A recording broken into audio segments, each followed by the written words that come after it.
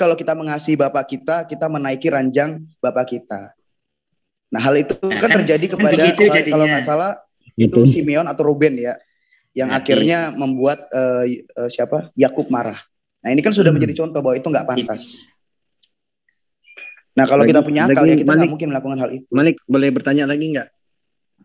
Boleh, tapi jangan ini ya, kebencian ya. Saya di sini datangnya baik-baik kok. Enggak kan, kamu kalau kita nggak benci. Sumpah kalau kebencian nggak saya anggap serius. Enggak, karena saya di sini datangnya baik-baik. Gua bertanya daripada nanti saya barbar menghujat. Siap. Tahu. Penting daripada nanti saya buka aib-aib Muhammad, aib-aib Allah, mending. Udah, jangan. Gua dari tadi nggak ada bahasa-bahasa yang aneh ya. Iya, silakan. Oke, sekarang gini. Aneh apa sih yang lo maksud? Udah, lanjut. Malik. Ya. Terus tadi kan hutang lu 1 sama gue tadi tuh. Nah terus sekarang sudah pertama tadi ta'aruf, yang kedua setelah perkawinan, terus ahli waris. Yang ketiga nih gue tanya nih, apa sih syarat-syarat tertentu kalau misalnya ta'aruf, perkawinan, warisan 4 ya. Ya. Ini yang ketiga nih ya, yang pertanyaan gue nih. Keempat ya. Iya. Oke lah, yang keempat. Ada nggak syarat-syarat di kekristenan itu memakamkan jenazah gitu? Ada. Atau tata caranya? Ada. Coba terangkan. Nah itu kembali lagi ya ke ajaran lisan, yaitu ajaran bapak-bapak gereja. Hal masalah memakamkan, boleh kita menggunakan tradisi Tuhan Yesus. Misalkan bagaimana Tuhan Yesus dimakamkan itu dikafankan. Tapi boleh juga kita mengikuti budaya. Karena Kristen lagi-lagi agama yang fleksibel. Agama yang tidak mengatur masalah fisik terlalu berlebihan. Jadi kalau masalah hidup, masalah mati itu kan jasad. Jasad itu kan tidak dipertanggungjawabkan. Yang dipertanggungjawabkan itu adalah perbuatan dan juga roh kita. Kalau apakah kita sudah mengimani Tuhan Yesus sebagai Tuhan dan Juru Selamat? Apakah kita sudah ngawur. Oh ngawur sih, orang dijelaskan berdasarkan. Bentar Bu ya. Ngawur. Jadi yang saya tanyakan, kalau seandainya di Yohanes 19:40 menurut Malik, coba silakan dibacakan. Oke, 19:40 ya. Lalu mereka itu mengambil mayat itu dan mau aja dibodohi. Enggak pantas jadi narasumber ini. Kamu merasa dibodohin sama saya, Islam? Ya iya dong. Perkataanmu tadi itu apa? Perbuatan katanya tidak akan dihakimi. Apa? Jasad tidak dihakimi, hanya perbuatan. Loh, kamu melakukan perbuatan itu. Jadi Islam dibodohin. Bukan. Bukan. Ya, kalau mereka yang awam tentang kitab mungkin bisa kau menjelaskan, tapi kalau saya ngakak mendengarkan apa yang barusan kamu sampaikan. Oh, maksudnya mereka lebih bego dari kamu? Enggak. Mereka awam tentang kitabmu. Zulkifli menganggap kalian sudah dibodohi dan cuman dia yang tidak dibodohi. Maksudnya kelebihanmu itu di situ. Nah, sekarang gini. Saya nggak punya kelebihan. Sekarang saya mau tanya samamu. Giliran saya bertanya boleh nggak? Ya, kamu nyerobot temanmu ya. Oke, ya udah, kamu temannya diserobot, silakan. Ya, diserobot. Inilah sobat santun dan adat dalam Islam. Ya, karena kamu nggak pantas aja di Zoom saya. Ngerti? Ya kita aja kalau nggak suka. Saya di sini loh datang baik-baik, mengucap salam, nggak ada tendensi kebencian. Masalahnya kamu itu mengajarkan sesuatu yang bertentangan dengan ajaran Yesus. Enggak, itu saya tidak suka. Apa yang saya kamu katakan tadi kalau apa? Salah berasal dari saya. Kalau kamu katakan bahwa perbuatan jasad itu kamu tidak bertanggungjawabkan, katamu ya kan? Iya, karena semua diambil dari iman, diambil dari hati, dari rohani kita. Terus gimana ceritanya? Berdiri di hadapan Tuhan. Gimana ceritanya? Yang dibangkitkan kelak itu apa? Bahkan dalam Islam pun juga nggak ada kayak begitu kan? Nah, terus yang disiksa dalam neraka apa? Yang dikatakan dalam kitabmu bahwa adalah lebih baik matamu dicungkil satu daripada masuk ke neraka dua-duanya. Oh, itu metafora. Itu makanya dalam Alkitab itu tentu sangat luas sastranya. Dalam metafora. Satu kalimat bisa majas, bisa metafora, bisa harfiah, bisa analogi dan lain sebagainya. Makanya ketika kamu baca Alkitab, hilangkan kebencian, buka kebenaran dalam diri. Faktanya Yesus bangkit dengan jasadnya. Loh, itu jasad tubuh rohani yang baru. Yang mana ada jasad tubuh rohani yang baru? Terus jasadnya dikubur mana? Yang akan dibangkitkan karena kebenaran dan iman percaya. Jangan cerita dulu. Jasadnya Yesus yang manusia itu mana? Seperti itu. Jasadnya Yesus yang manusia itu mana? Itu tubuh rohania. Tubuh rohania gimana? Yang nete itu tubuh rohania. Tubuh yang nanti kau jangan ngawur di sini. Yang nete di Maria itu jasadnya atau rohnya. Lu bukan, ini fakta supaya otakmu berfungsi. Karena narasinya selalu kebencian, giliran dibalik pernah nggak minum kencing onta? Kok kebencian pula? Ini lucu. Kau katakan Yesus itu rohania, sementara Yesus itu punya jasad. Makanya saya tanya samamu, Ferguson, saya tanya samamu, Yesus itu punya jasad. Kemana jasadnya Yesus? Ya udah, saya pamit aja, bukan karena nggak bisa melawan Zulkifli. Makanya aku bilang, kalau mereka yang tidak pernah bertahun-tahun duduk di hadapan kitabmu mungkin kamu bisa ngibul, sama saya nggak bisa. Tendensi baik-baik, tapi ya, karena Zulkifli mau menyebarkan kebencian, ya udah saya pamit. Kebencian apa, Ferguson? Kamu nggak sadar? Kamu nggak sadar bahwa Yesus itu pernah menjadi bayi? Saya sadar. Oh ya udah kalau gitu, makanya aku tanya. Sesuai apa yang diajarkan Tuhan Yesus dan para rasul yang disampaikan kepada Bapak-Bapak Yesus itu kemana? Katamu bangkit. Apanya yang bangkit? Katamu rohnya saja. Jasadnya mana? Yang kayak begini kok dibilang buya sih. Narasinya jasadnya mana? Ferguson, jasadnya Yesus mana, Ferguson? Tapi orang kayak begini datang-datang bawa narasi kebencian. Inilah yang membuat kalian itu menghujat. Ferguson, jasadnya orang mana? Kayak gini jangan dijadikan buya, harusnya disingkirkan. Kamu salah, Ferguson. Ini jam 9 di tempat saya. Ini jadwal saya dialog sama siapa? Baik-baik, enak-enak. Mana Duran? Tiba-tiba masuk Goldian menghujat duluan. Masuk Zulkifli jam 9 katanya. Orang-orang saya nggak terima. Saya mau jam sekarang. Ngapain dia ngatur saya? Apa? Membenci. Yang nantang saya jam 9. Iman buta. Habis itu ya, jam 9, yang dia munculkan Ferguson kayak begini, mesin rusak. Sekarang udah jam 9, Zulkifli. Habis itu saya tunggu dia gitu. Saya hanya bertamu dan makanya kan kamu baru masuk, kamu nggak tahu apa-apa. Mesin rusak disuruh masuk ke sini untuk menggantikan Duran. Ya, saya buru-buru datang dari dinas hanya untuk menghadapi Duran yang muncul mesin rusak. Yang nggak nyambung dong. Iya. Jangan terlalu dikasih ruang si Ferguson ini. Apalagi sampai Amir yang harus turun tangan tanya-tanya ke dia. Betul. Nggak layak. Karena nanti tersiar ke tim mereka bahwa Ferguson itu menggurui ribuan muslim di Tuhan Yesus kita mengajarkan kepada kami untuk menjadi terang dan garam dunia. Oh, kapan Yesus itu kapan mengajarkan Kristen? Kami wajib melakukan itu. Kapan Yesus mengajar kepada non-Yahudi, Ferguson? Ferguson, kapan Yesus mengajar ke non-Yahudi? Kapan? Tuhan Yesus memerintahkan semua ajarannya harus disampaikan kepada segala bangsa. Nah, mana ajarannya Yesus? Mana ajarannya Yesus untuk dia disembah, ada enggak?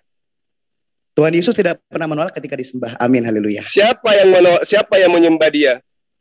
Semua orang, bahkan Thomas dalam Yohanes 20. Ya Tuhan. Nah sekarang Yesus ada pernah mengajarkan dirinya disembah. Jika kamu melihat maka kamu percaya. Berbahagialah. Yesus pernah mengajarkan dirinya disembah. Inilah Kristen yang tidak melihat. Kristen itu dari mana? Itu dulu. Kristen itu dari mana? Kristen itu dari mana? Walaupun kami jauh dalam kesempurnaan, tapi kami sudah percaya walaupun tidak melihat. Dan inilah yang diinginkan Tuhan Yesus. Kamu percaya apa? Kapan Yesus mengajarkan bahwa dirinya itu Saya Tuhan? percaya Tuhan Yesus bangkit dari antara orang mati untuk menyelamatkan dosa manusia. Ya, itu urusanmu. Tapi kan itu bukan ajaran Yesus. Giliran saya jawab kamu marah. Gimana sih? Iya, makanya aku bilang itu bukan ajaran Yesus, tidak nyambung. Itu ajaran Tuhan Yesus tercatat kok dalam Yohanes 20. Kok kamu marah? Yesus mengajarkan itu? Tuhan Yesus berfirman kayak begitu kok. Tuhan Yesus berfirman atau manusia Yesus yang berkata? Ayo.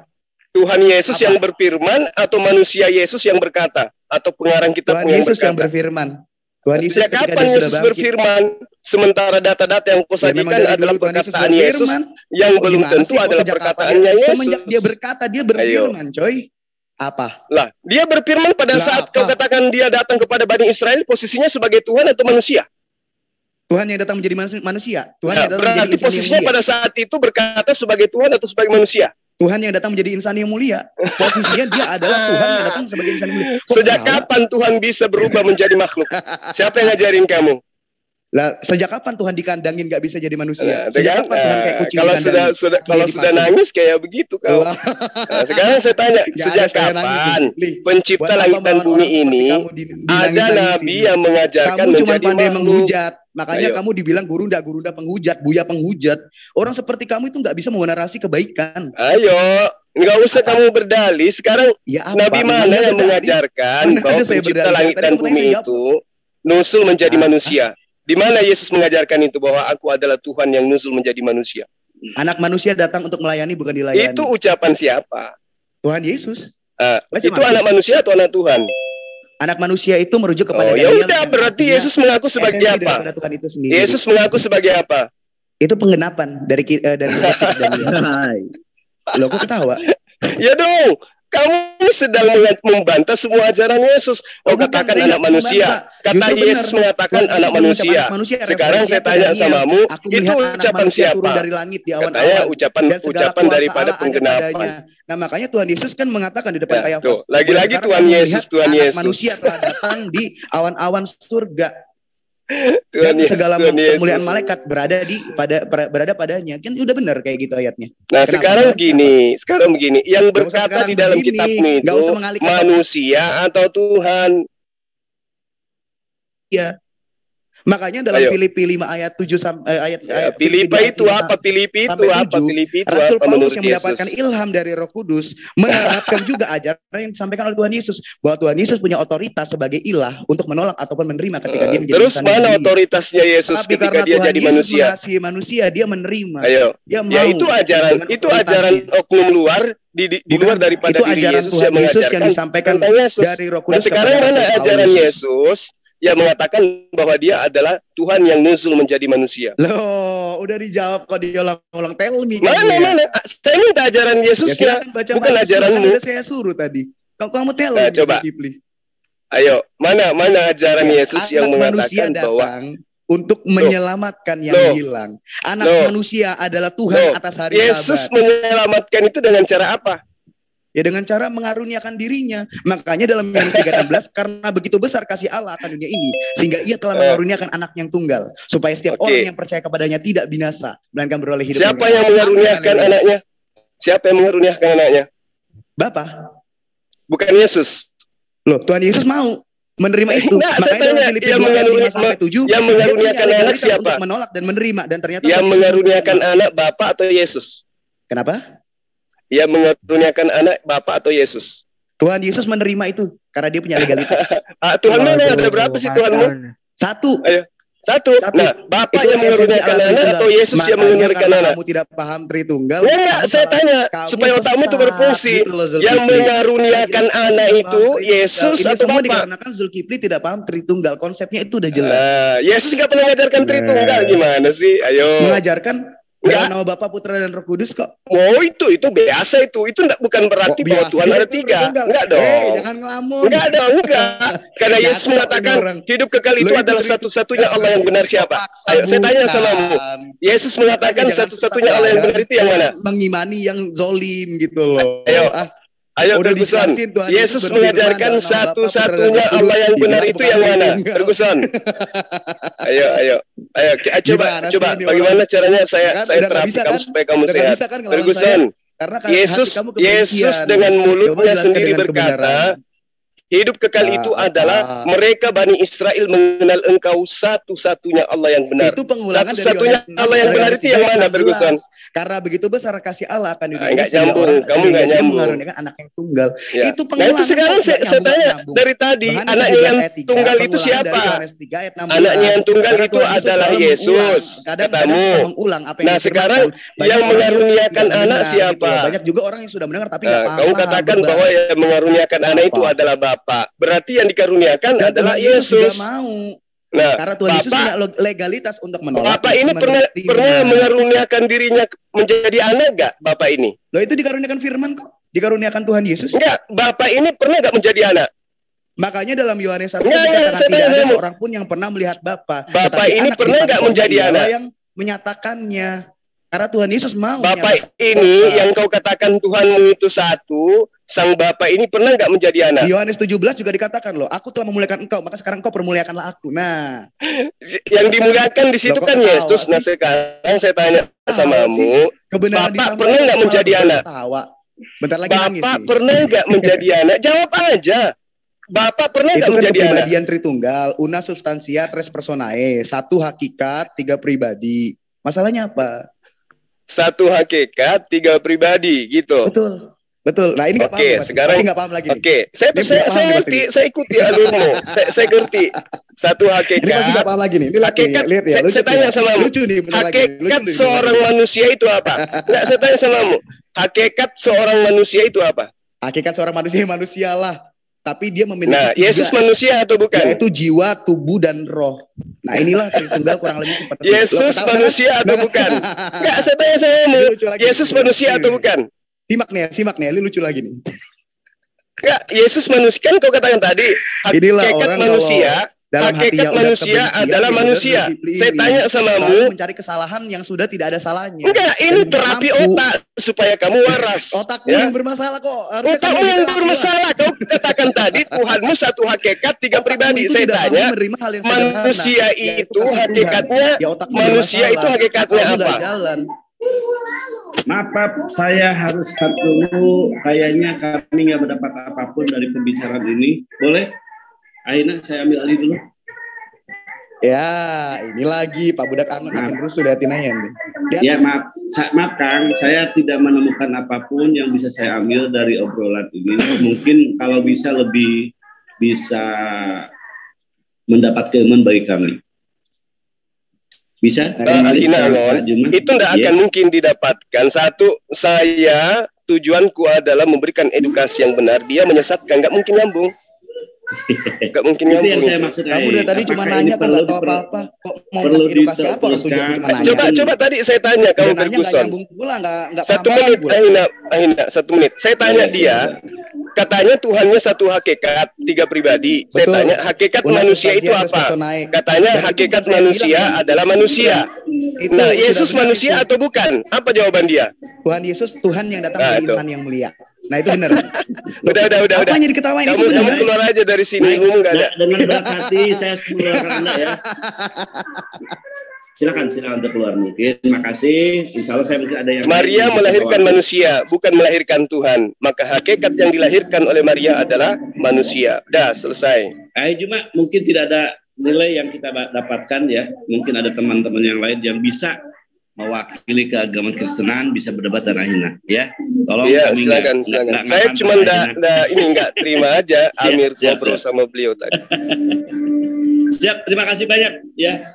Teman-teman itu mungkin yang bisa kita dengarkan. Saya harapkan dari Kristenan ada yang bisa lebih berjiwa besar lagi untuk menjelaskan Kristenannya kepada kami, atau mungkin berdebat dengan cara elegan dengan keilmuan yang dimiliki, sehingga kami yang mendengarkan bisa mengambil hikmah atau pembelajaran. Atau yang lebih utamanya lagi, mungkin teman-teman dari Kristen yang ada di seberang sana mendapatkan sesuatu yang bisa diambil, dipetik, sehingga menambah keyakinan, ataupun mungkin bahkan bisa merubah keyakinan orang. Itu yang saya maksudkan. Silakan, di Kristen yang lain mungkin ada yang bisa melanjutkan obrolan. Baik Kristen, silakan. Mungkin saya minta Kang Kian Santang untuk menjadi moderator. Kang Kian Santang monitor. Assalamualaikum warahmatullahi wabarakatuh. Monitor, Bang. Ada yang lain di sini Kristen yang mungkin bisa mencerahkan, kalau tahu boleh mencerahkan gitu kan, atau bernawa itu ingin bersiar dengan agamanya yang konon katanya lebih baik dari kami. Ya, apakah caranya bisa lebih baik lagi seperti yang kita lihat barusan? Silakan. Ada nggak Kang dari kekristenan ini? Halo, Ahina? Laskar Kristusnya ada, Laskar Kristus. Oh, nah, boleh. Silakan Laskar Kristus, mungkin Anda bisa mewakili Kristenan. Ya, kami ingin mendapatkan apa yang selayaknya kami dengar, atau emang ada punya keyakinan yang lebih baik dari kami, dan mungkin Pak Juma mewakili dari Islam. Silakan Anda berdebat, berdiskusi, menyampaikan semua yang Anda anggap kami salah, silakan Anda sampaikan. Atau ada pernyataan Ahli Juma, saudara kami salah, silakan Anda luruskan. Ada hak jawab Anda di tempat ini. Silakan. Silakan Mas Sanang untuk ambil alih ya. Terima kasih. Atau mungkin kalau nggak Kang Farhan biasa yang bisa mewakili. Bang Farhan ada, Bang Farhan. Bang Farhan aja, Bang Farhan. Bang Farhan. Silakan Laskar Kristus. Dibuka mute-nya. Ahli Farhan bisa menjadi moderator di antara kami, Ahli, silakan. Oke, terima kasih, nggak apa-apa. Ya, silakan. Tolong dipandu ya. Oke. Izinkan kami mendapat apa yang layak kami dengar gitu ya. Bukan ayat-ayat yang tidak. Ya, Assalamualaikum warahmatullahi wabarakatuh. Duran dalam 5 menit ke depan akan masuk ikhwah punten untuk timer dan juga moderatornya dipersiapkan. Ada yang bermanfaat. Ayo juga saya minta maaf Ahina. Topiknya apa nih? Topiknya kerasulan Nabi Muhammad SAW versus Apostolos Saul Tarsus. Oke, terima kasih Bang Slayer. Siap. Silakan dipersiapkan thumbnailnya dan schedule-nya karena sebentar lagi kita akan menyongsong kebenaran yang akan menyakiti kegelapan. Untuk timer mohon disiapkan timer. Kalau perlu timernya.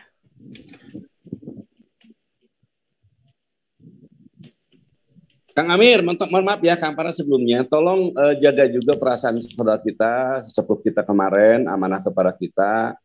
Kalau ternyata obrolan itu hanya gitu kan tidak bermanfaat, bahkan ada kecenderungan gitu kan menghinakan yang kita hormati, yang kita tuakan, yang kita anggap dia adalah guru bagi kita, saudara kita gitu kan. Tapi kalimatnya ini ya saya mohon dicegat aja Kang Amir terutama ya, Aina. Jangan sungkan-sungkan. Ini saya baru masuk juga. Ya, jadi teman-teman mohon mungkin sudi kiranya untuk mendengarkan bahwasanya sahabat-sahabat kita, orang tua kita, sepupu kita kemarin di MDM bersama kami bicara, ya meminta kepada kami jangan diadakan diskusi kalau itu hanya penghinaan gitu. Menyebut guru kita atau saudara kita aja dia tidak memanggil dengan panggilan yang selayaknya. Itu nggak bagus, itu nggak baik ya.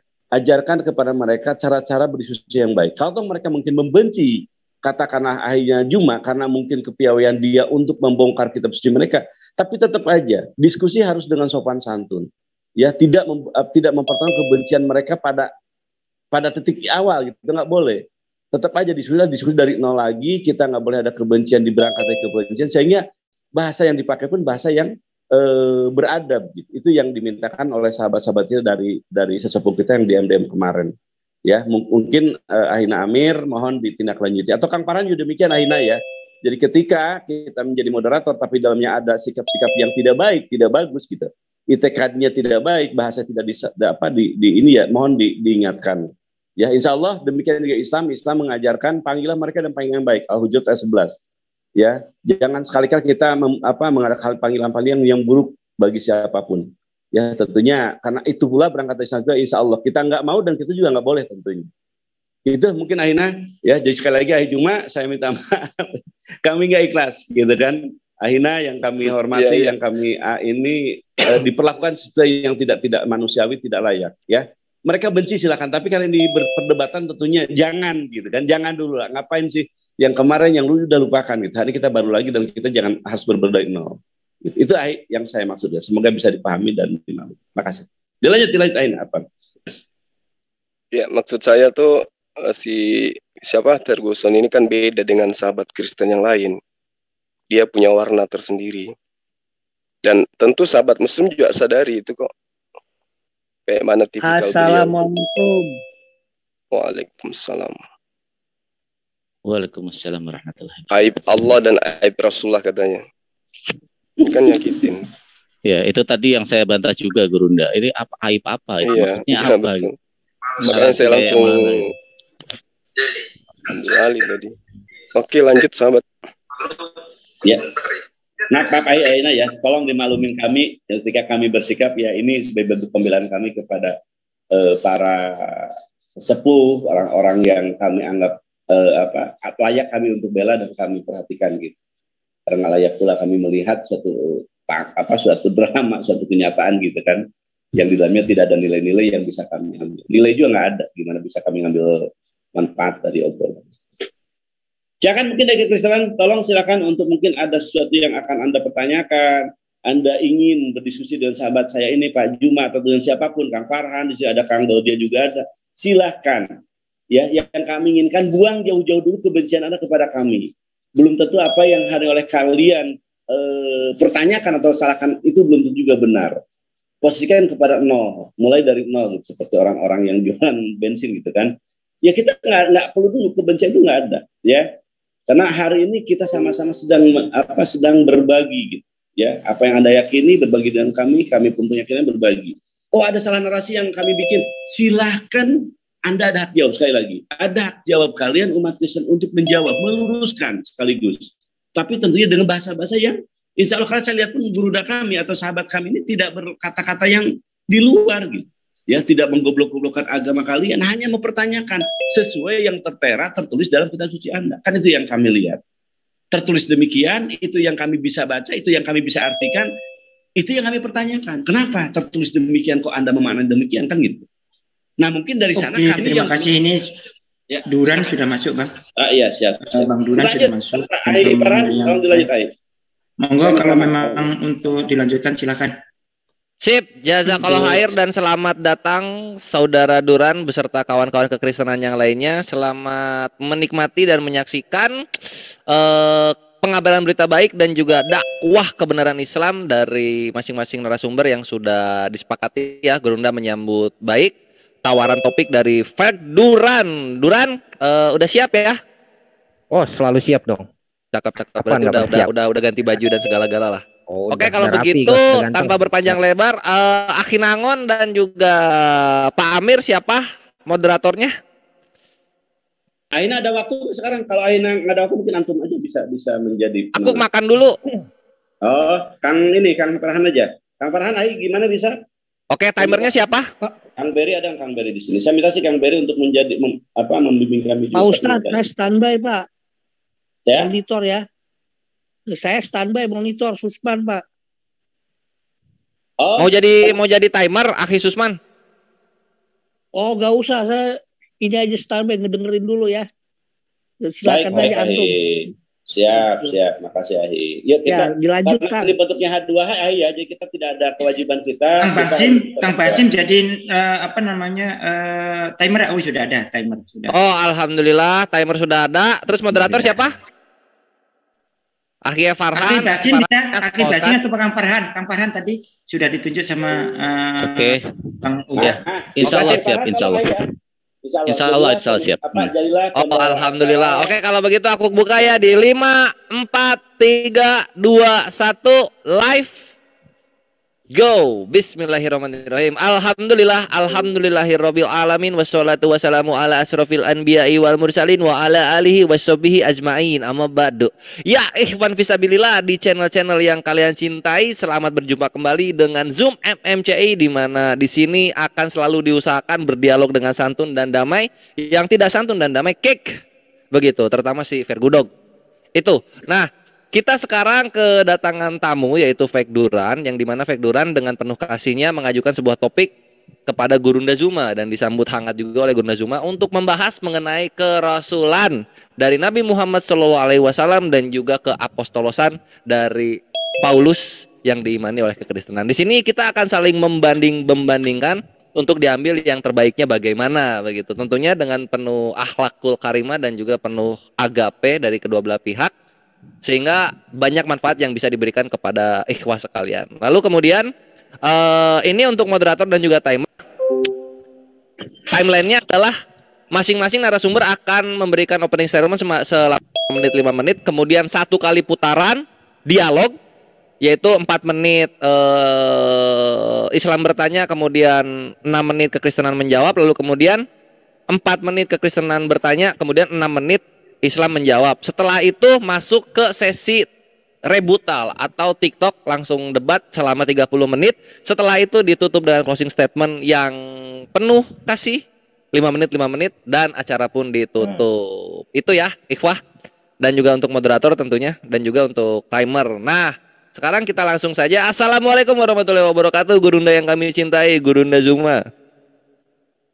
Waalaikumsalam warahmatullahi wabarakatuh.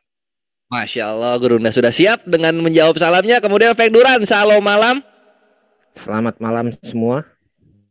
Iya, cakep. Kedua narasumber sudah siap sedia ya, penuh semangat dari Gurunda dan juga dari Fek Duran. Kalau begitu, sekarang aku berikan kepada moderator yang kembali sering muncul sekarang, salah satu tandem kami dalam membantai Syubhat dan Fitnah, yaitu Akhina Farhan Farluk. Tafadol Akhina di Oke, terima kasih saudaraku, Masya Allah, Bang Slayer, Gurundaku, Bang Zuba, Pak Buda Angon, Pak Amir, dan semuanya.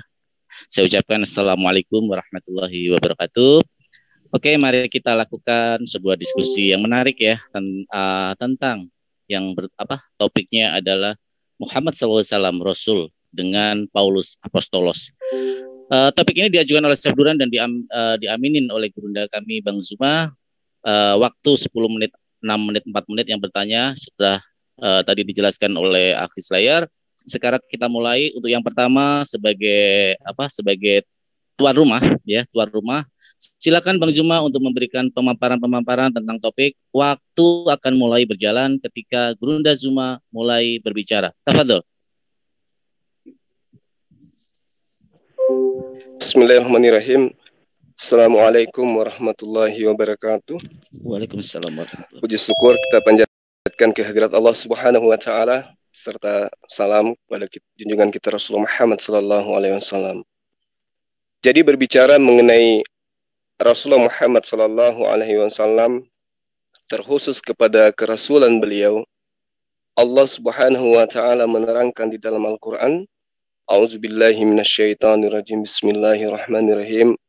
Wa ma Muhammadun illa rasul qad khalat min qablihir rusul.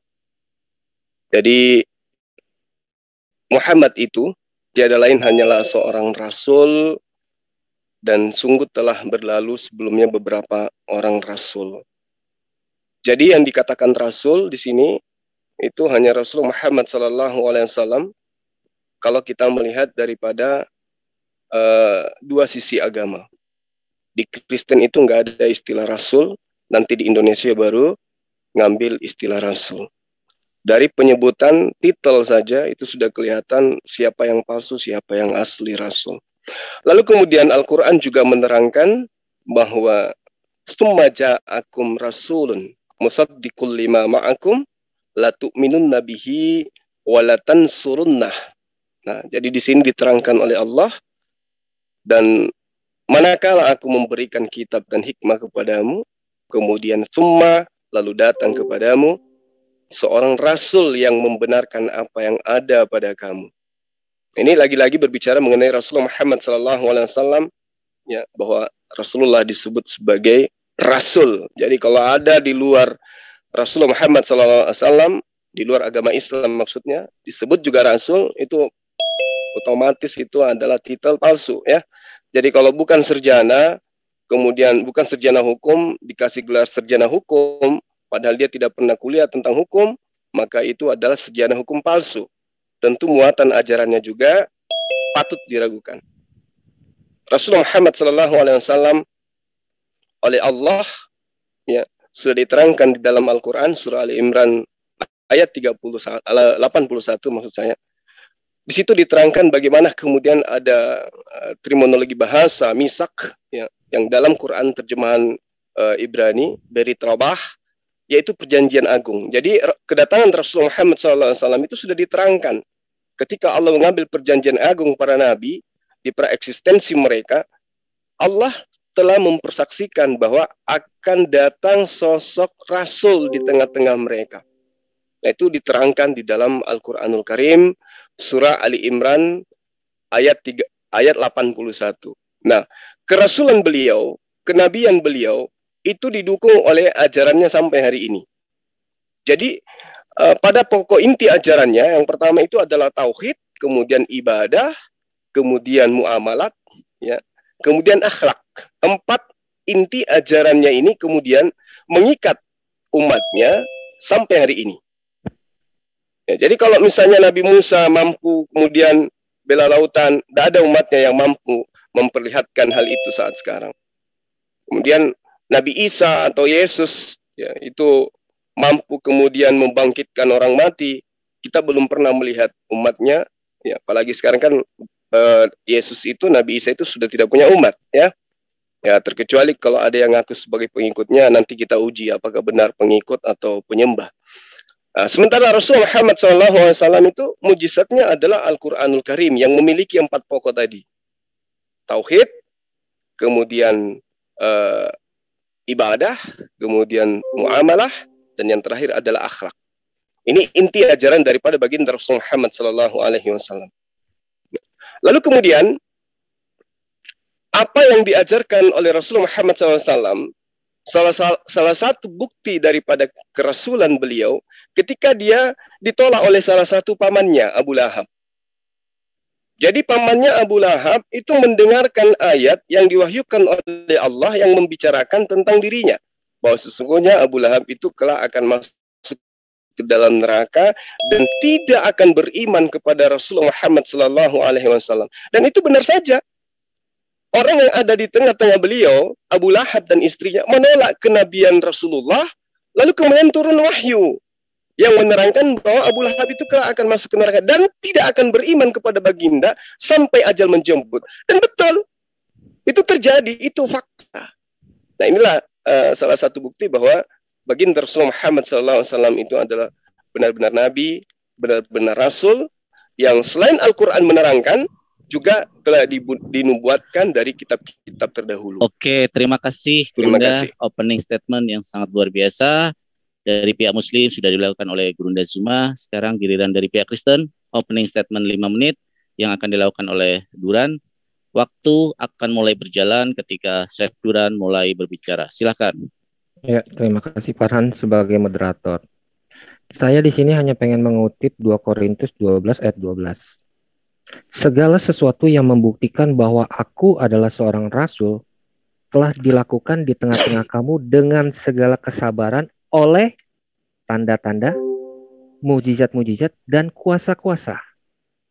Jika seorang rasul tidak mempunyai kuasa ataupun tidak mempunyai mujizat, itu harus kita pertanyakan. Jika seorang rasul tidak mampu menjaga akhlaknya, itu harus kita pertanyakan. Apakah benar-benar dia itu seorang rasul atau rasul palsu? Lalu, teks di dalam kitab suci harus mendukung apakah dia itu rasul atau bukan.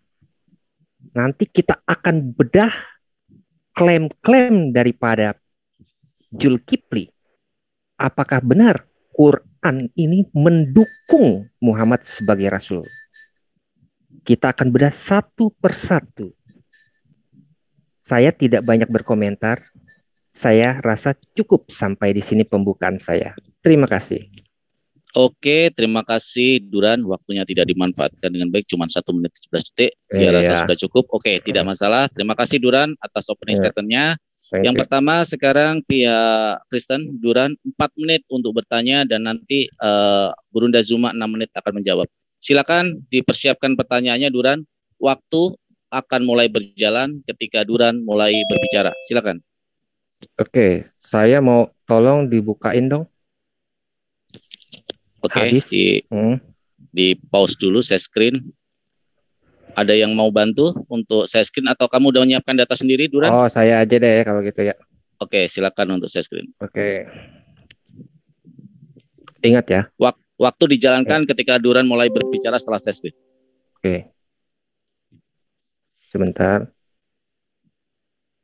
Saya share screen aja ya. Ini yang santai dulu kita. Warming up. Kok nggak bisa? Oh, bentar, udah bisa.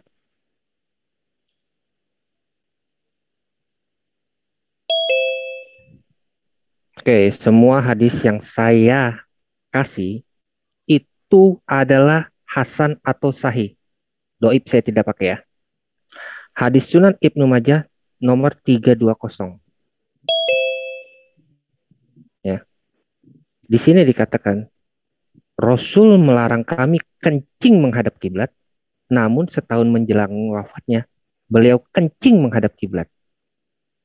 Jadi, gimana nih untuk menjawabnya? Monggo, silakan. Oke, terima kasih Duran. Silakan waktu screen-nya dicopot, waktu ditampilkan kembali. Silakan Gurunda Ibnu Majah 320, hadis yang dibawa oleh Duran. Waktu akan mulai berjalan ketika Gurunda Zuma mulai berbicara. Tafadhol.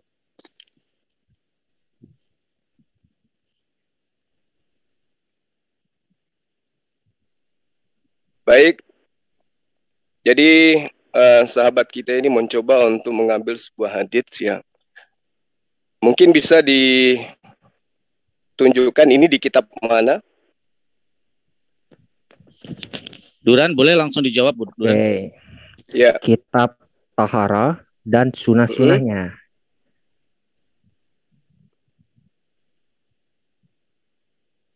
Kan udah ada di sini judulnya. Ya, kami Muslim tidak bisa mengutip sebuah hadis melalui link.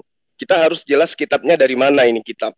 Lah ini ada bacanya kitab Tahara. Nggak bisa kayak begitu, nggak boleh. Nggak bisa. Ya. Anda maunya seperti kitabnya apa? Harus jelas. Anda maunya seperti apa? Ini berbicara mengenai hadits, ya, berarti kan tidak berbicara mengenai apa yang kita temakan hari ini. Kalau Anda ingin membahas hadits, nanti ada tema lain. Kita membahas tentang hadits. Saya mau tanya, Sunnah Muhammad itu di hadis atau di Quran? Rasulullah Muhammad SAW itu diutus kepada manusia untuk kemudian menjelaskan Al-Quranul Karim yang dia terima. Nah, terkait dengan apa yang Anda bawa hari ini, Duran, mohon maaf, waktu Anda bertanya sudah ya. Anda cuma mendengarkan Bapak ini ya. Tolong diikutin rule-nya. Silakan Gurunda untuk memberi penjelasan. Tafadhol. Iya, karena kami memahami bahwa di dalam pengajaran umat Islam itu diterangkan bahwa jika kalian buang air jangan menghadap ke kiblat atau membelakanginya dengan kencing dan buang air besar, tapi menghadaplah ke timur atau ke barat. Nah, lalu kemudian ketika sahabat saya menunjukkan sebuah hadits, ya coba terangkan kepada saya, Anda mendapatkan ini hadits di kitab mana, kemudian seperti apa kedudukan sanad matannya dan perawihnya, silakan. Lagi-lagi ditanya kitab mana, kan ini udah jelas kitab Tahara dan sunah-sunahnya. Ya, kitab Tahara itu betul. Ya. Kitab Tahara. Tapi yang saya tanyakan ini adalah Anda kalau ada silakan Anda buka. Kalau Anda punya kitabnya Anda buka. Nah, justru saya tidak memiliki apa yang Anda tunjukkan ini. Kami umat Islam itu belajar hadits. Sekali lagi saya katakan, kami belajar hadits itu tidak berdasar terhadap link. Lalu Anda punya apa enggak, gitu aja, tinggal Anda buka, Anda kasih lihat. Saya kan katakan kepada Anda bahwa apa yang Anda terangkan ini itu tidak saya akan jawab kalau Anda tidak menunjukkan kitab yang Anda gunakan sebagai referensi, bukan link. Loh, kenapa Anda harus takut nggak bisa jawab? Loh, saya nggak takut. Duran, mohon maaf, udah. Saya minta datanya. Oke, nih ya. Saya kasih, kalau Anda punya apa? Punya yang namanya kitab Ibnu Majah. Saya kasih tahu cara. Ya mana coba Anda tunjukkan buku Anda, kitab Anda coba Anda tunjukkan kepada saya bukunya mana? Di sunnah.com, Ibnu Majah. Duran, parameter yang sebentar Duran, parameter yang ditanya oleh Gurunda, parameter yang ditanya Gurunda adalah seperti Sahih Bukhari, Sahih Muslim dan bukunya ada terlihat di dalam buku itu. Ya. Kalau memang si Jul ini punya kitabnya, di sini dikatakan in book reference, maksudnya adalah kalau lu punya kitabnya, itu buku 1, hadisnya nomor 59. Di sini jelas dikasih tahu. Ya. Sekarang kalau dia tidak bisa menjawab, silakan dia bilang tidak bisa menjawab. Jangan alasan. Dia juga bukan alasan. Kitabnya. Anda berbicara mengenai ajaran agama Islam, Anda harus punya kitabnya. Anda punya kitabnya. Apalagi berbicara mengenai hadits. Anda punya kitabnya apa enggak? Lah sekarang saya tanya sama Anda, Anda punya kitab enggak Anda jadikan sebagai alasan untuk bertanya tentang itu? Sekarang Anda punya kitab apa enggak? Itu aja dulu. Kalau Anda punya kitab, silakan Anda buka. Ini grade-nya Hasan. Darussalam. Anda ngerti gak Darussalam? Anda juga nggak tahu tuh Darussalam, saya rasa. Ya sudah, yang jelas saya tidak akan melayani Anda kalau Anda tidak mampu menunjukkan kitab yang Anda jadikan sebagai sandaran untuk menunjukkan itu. Berarti Anda tidak mampu menjawab. Oke, Duran jangan framing. Silakan waktu Bang Zuma untuk menjelaskan saja bahwa itu tidak ada referensinya. Waktu 6 menit untuk Bang Zuma, dan Duran waktu Anda untuk bertanya sudah habis. Silakan Bang Zuma, Gurunda Zuma untuk 6 menit untuk menjelaskan apa hadis. Waktu gue udah habis, waktu dia 6 menit gimana lu Farhan? 4 menit waktu Anda. 4 menit gue udah habis.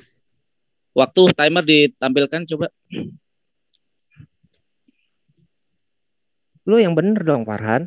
Sebentar, Duran. Masa gua 4 menit habis, dia 6 menit belum habis-habis. Waktu Anda masih 7 detik, Duran. Masa gua 7 detik? Saya melihat yang terpampang di timer, Duran.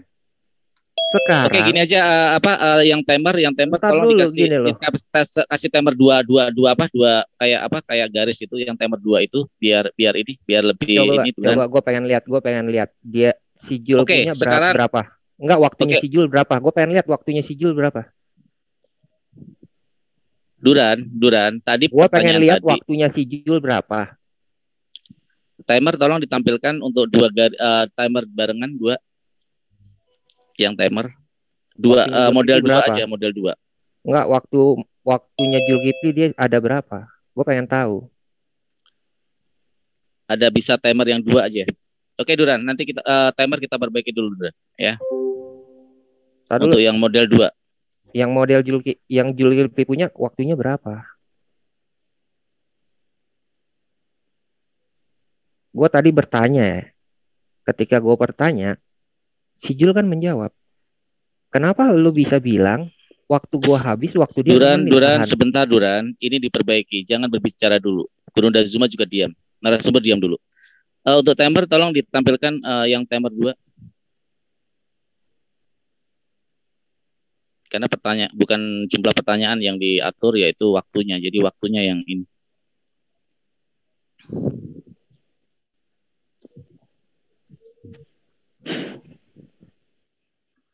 Timer.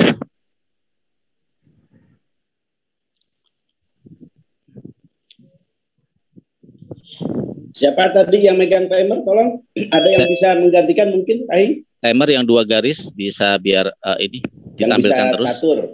Ya, yang model catur seperti itu. Mungkin si timer juga tadi belum persiapan, Ai, kalau dia sistemnya catur begini. Jadi ya. Iya, oke. Dan juga perlu mungkin diingatkan lagi, tadi kan untuk pernyataan dari pihak Kristen kayaknya tidak disampaikan, hanya 1 menit saja. Ya mungkin berarti kita nanti nggak ada pertanyaan juga, itu repot juga, Kang Farhan. Ya, karena pertanyaan kan didapat daripada pernyataan gitu. Ketika mereka tidak punya pernyataan, itu akan jadi bahan pertanyaan. Ya, kan? Itu yang tadi saya parameternya harus jelas, jangan dari selalu hadis kalau ini harus ada referensi. Kalau mendingan jangan bertanya aja di judul, jadi enak, kami ya punya waktu lebih gitu. Dan nanti kan ketika kami bertanya otomatis kan akan menjelaskan dulu apa istilah menerka dulu, kan nggak boleh juga. Perlu, saya mau tahu nih, Budak Angon posisinya sebagai apa nih? Saya mau tahu. Ini saya sedang menunggu timer. Anda posisi sebagai apa? Sedang menunggu timer ngasih tahu. Ini belum nyampe topik. Duran, justru narasumber yang harus diam. Ini nanti lagi diperbaiki. Kami berhak untuk memperbaiki timer dan kamu diam. Dan ini saya mengingatkan kepada saudara saya sebagai moderator, kan biar enak nantinya Kang Duran. Benar kan? Tidak salah juga saya memberikan pertanyaan dan pernyataan. Ketika Anda tadi tidak menyampaikan, itu akan jadi bahan pertanyaan. Betul nggak Kang Duran? Kalau saya boleh bertanya kepada Anda. Sekarang gini ya. Iya. Pertama, saya bertanya kan. Tetap waktu siapin ya sambil kami mempersiapkan. Silakan Kang Duran. Silakan Duran. Ya. Pertama, saya bertanya kan tentang hadis. Lalu dijawab sama Zulkifli. Dengar baik-baik ya. Ya, siap. Ya. Lalu saya mencoba untuk tektokan sama dia. Ketika saya tektokan, apakah ada yang melarang saya? Kan tidak awalnya. Ketika Zulkifli tersudut, baru Farhan maju. Jangan memframing seperti itu, Duran. Saya berusaha untuk adil. Ini direkam. Bang Farhan, saya pemegang timernya. Jadi gini loh. Itu Bang Zuma timernya tadi 5 menit 13 detik. Jadi timer ini berjalan naik. Nah, Bang Duran itu masih berjalan 7 detik, masih berjalan 7. Oke. Oh, berarti naik ya. Ketika terjadi tektokan, si timernya Jul dihentikan, timer saya berjalan. Betul? Enggak dong, gantian. Kamu kan tadi bersautan, Duran, yang berbicara terus dimatikan, ya. Jangan framing di sini, ya. Jangan framing di sini. Kita berusaha. Bang Duran masih berjalan 7 detik untuk pembukaan, jadi masih sisa 5 menitan. Itu. Kalau ingin disamakan. Sisa saya 5 menit, bukan 7 detik sisa saya. Nah, ya, itu tadi ternyata naik. Tadi ternyata naik, bukan turun, Duran ya. Bukan menurun tapi naik 7, 8. Waktu 9. Bertanya Kang Farhan 4 menit, masa iya kok jadi 5 menit sisa aja gimana kan? Enggak, ada kesalahan sisanya kayaknya deh. Ada kesalahan kan kayaknya, coba diperbaiki lagi daripada. Oke, gini. Ini bagus, tadi, dari awal malah bagus. Tadi pertanyaannya adalah 4 menit dan menjawab 6 menit. Jadi berarti Duran sudah berjalan 7 menit. Tapi saya pikir sih enggak 7 menit karena sudah ini ya. Kita bikin gini aja ya. Bang, dikurangin 1 menit aja untuk TikTok tadi. Berarti Duran tinggal 3 menit dan Bang Zuma masih 4 menit.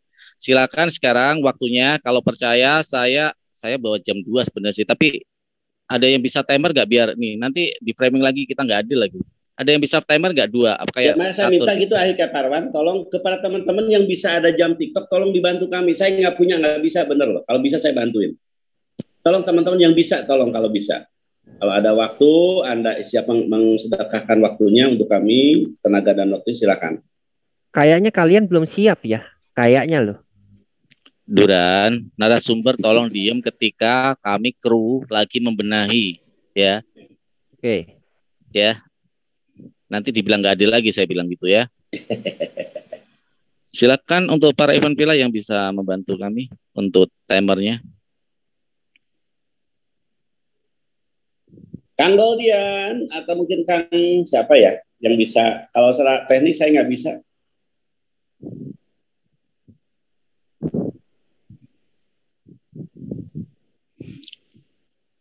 Nggak ada yang bisa teman-teman?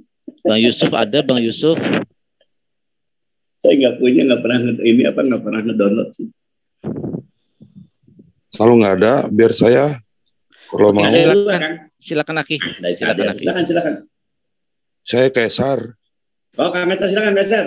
Oke, silakan Pak Kaisar. Terima kasih bantuannya. Jadi semua masuk kru ya dari pihak Kristen diwakili Pak Kaisar, moderator saya narasumber Kristen Islam ya. Silakan Pak Kaisar. Terima kasih sekali lagi waktunya. Tolong disetting Duran 3 menit dan Bang Zuma 5 menit. Kalau untuk mencari keadilan dari 0 aja nggak apa-apa Kang Farhan, biar adil. Diulang pertanyaan, nanti dijawab di lagi. Kalau boleh. Daripada nanti ada framing-framing yang nggak bagus. Oke, tadi soalnya udah masuk substansi Pak Budangon. 3 menit sama 4 menit aja. Jadi tapi minta sepakatan. Beliau harus sepakat dulu. Kalau sepakat dilanjut, kalau nggak sepakat dimulai. Okay. Zuma berapa menit? Duran berapa menit? Bang Zuma 4 menit, Duran 3 menit.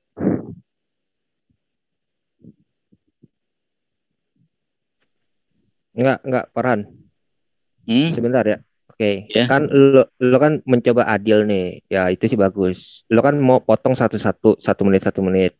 Kalau gue 3 menit, berarti Zuma 5 menit, Zulkifli 5 menit, bukan 4 menit, gitu. Kalau dipotong 5 menit, ya. Sorry. Ya. Bang Zuma 5 menit karena 6 menit ya. Bang Zuma 5 menit, Duran 3 menit.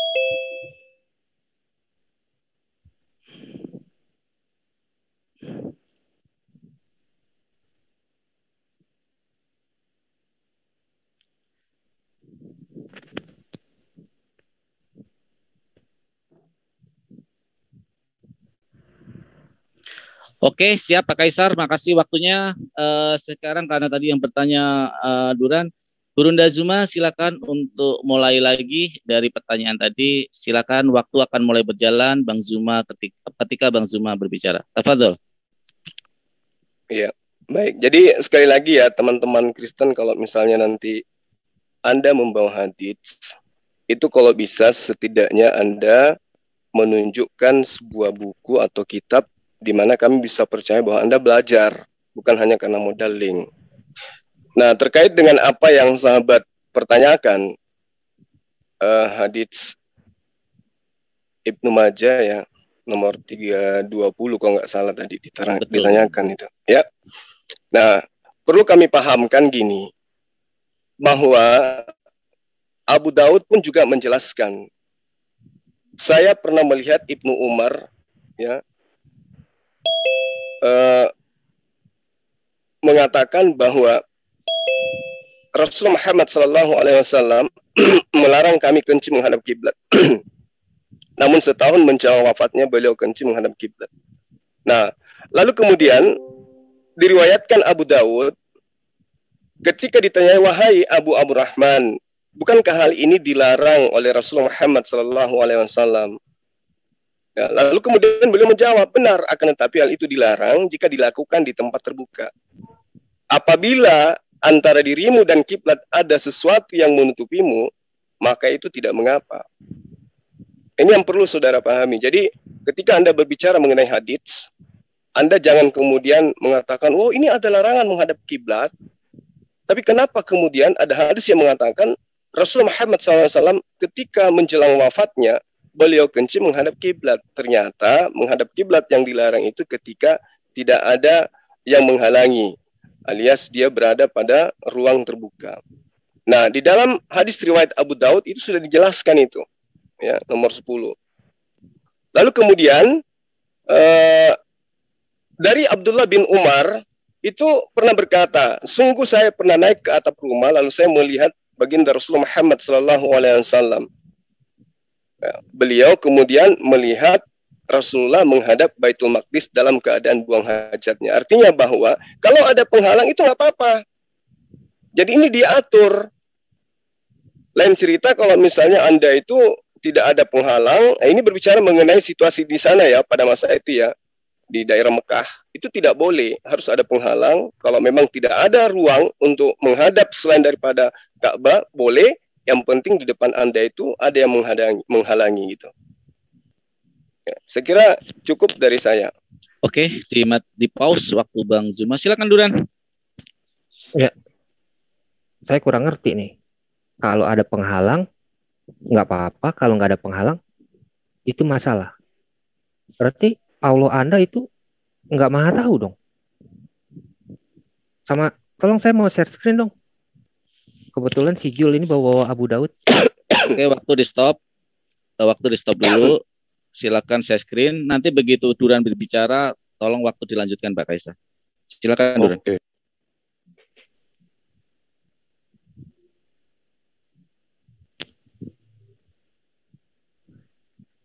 Maksudnya ini Jul, Sunan Abu Daud, nah, matannya sama Jul.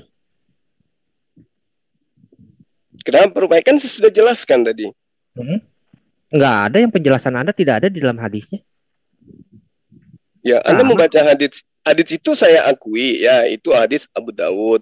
Ya kan Abu Daud ya, kan yang tadi Anda bilang kan. Nah, iya. Tapi sama matannya. Terus apa masalahnya? Oh, tadi Anda bilang kalau tidak ada penghalang nggak apa-apa. Kalau ada penghalang nggak apa-apa. Kalau tidak ada itu masalah. Ya kan, saya sudah terangkan tadi kepada Anda. Hadisnya tidak berbicara seperti yang Anda katakan. Oh, berarti Anda tidak nangkap. Makanya aku bilang, kalau Anda tidak pernah belajar hadis, jangan bertanya tentang hadis. Ajari saya. Kalau Anda benar-benar bisa, ajarin saya. Ya, thank you. Kalau Anda mau diajari tentang hadits, Anda harus siapkan waktu untuk belajar itu. Hari ini? Nggak bisa. Nanti kita ada tema lain. Kita berbicara membahas tentang ulumul hadits, baru masuk ke tentang hadits. Oke. Kaisar, tolong jadwalin minggu depan si Jul mau ngajarin gue hadits. Ya, berarti Anda pintar itu namanya. Jadi jangan Anda bertanya sesuatu, Anda nggak pernah mempelajarinya gitu ya. Minggu depan tolong dijadwalin ya. Dia mau ngajarin gue tentang hadits. Ya, Kaisar ya. Ya. Sekalian saya ajari kamu tentang kitab pun juga. Ya, tenang aja. Ini waktu pada saat Jumat tadi ngomong, aku aktifin. Waktu kalian berdua bareng, aku aktifin dua-duanya ya. Jadi Bang Zuma itu 140, Bang Duran 150. Oke, silakan. Waktu berjalan lagi. Silakan aku share dulu ya. Oke, siap.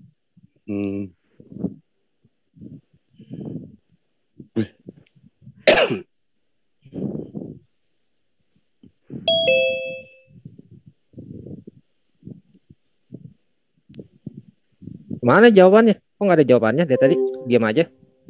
Loh, kan tadi sudah saya jelaskan sama Anda. Tapi kan hadisnya berkata beda. Hadisnya berkata beda. Gitu loh. Ya, saya kan mengatakan kepada Anda, diterangkan di dalam hadits yang lain dari Marwan al-Ashar, jelas dikatakan seperti itu.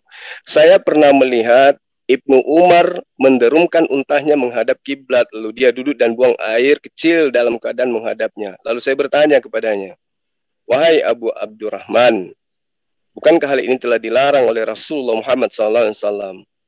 Nah, beliau menjawab, benar, akan tetapi hal itu dilarang jika dilakukan di tempat terbuka. Apabila di antara dirimu ada kiblat, di antara dirimu dan kiblat ada sesuatu yang menutupinya, maka itu tidak mengapa, itu dibolehkan.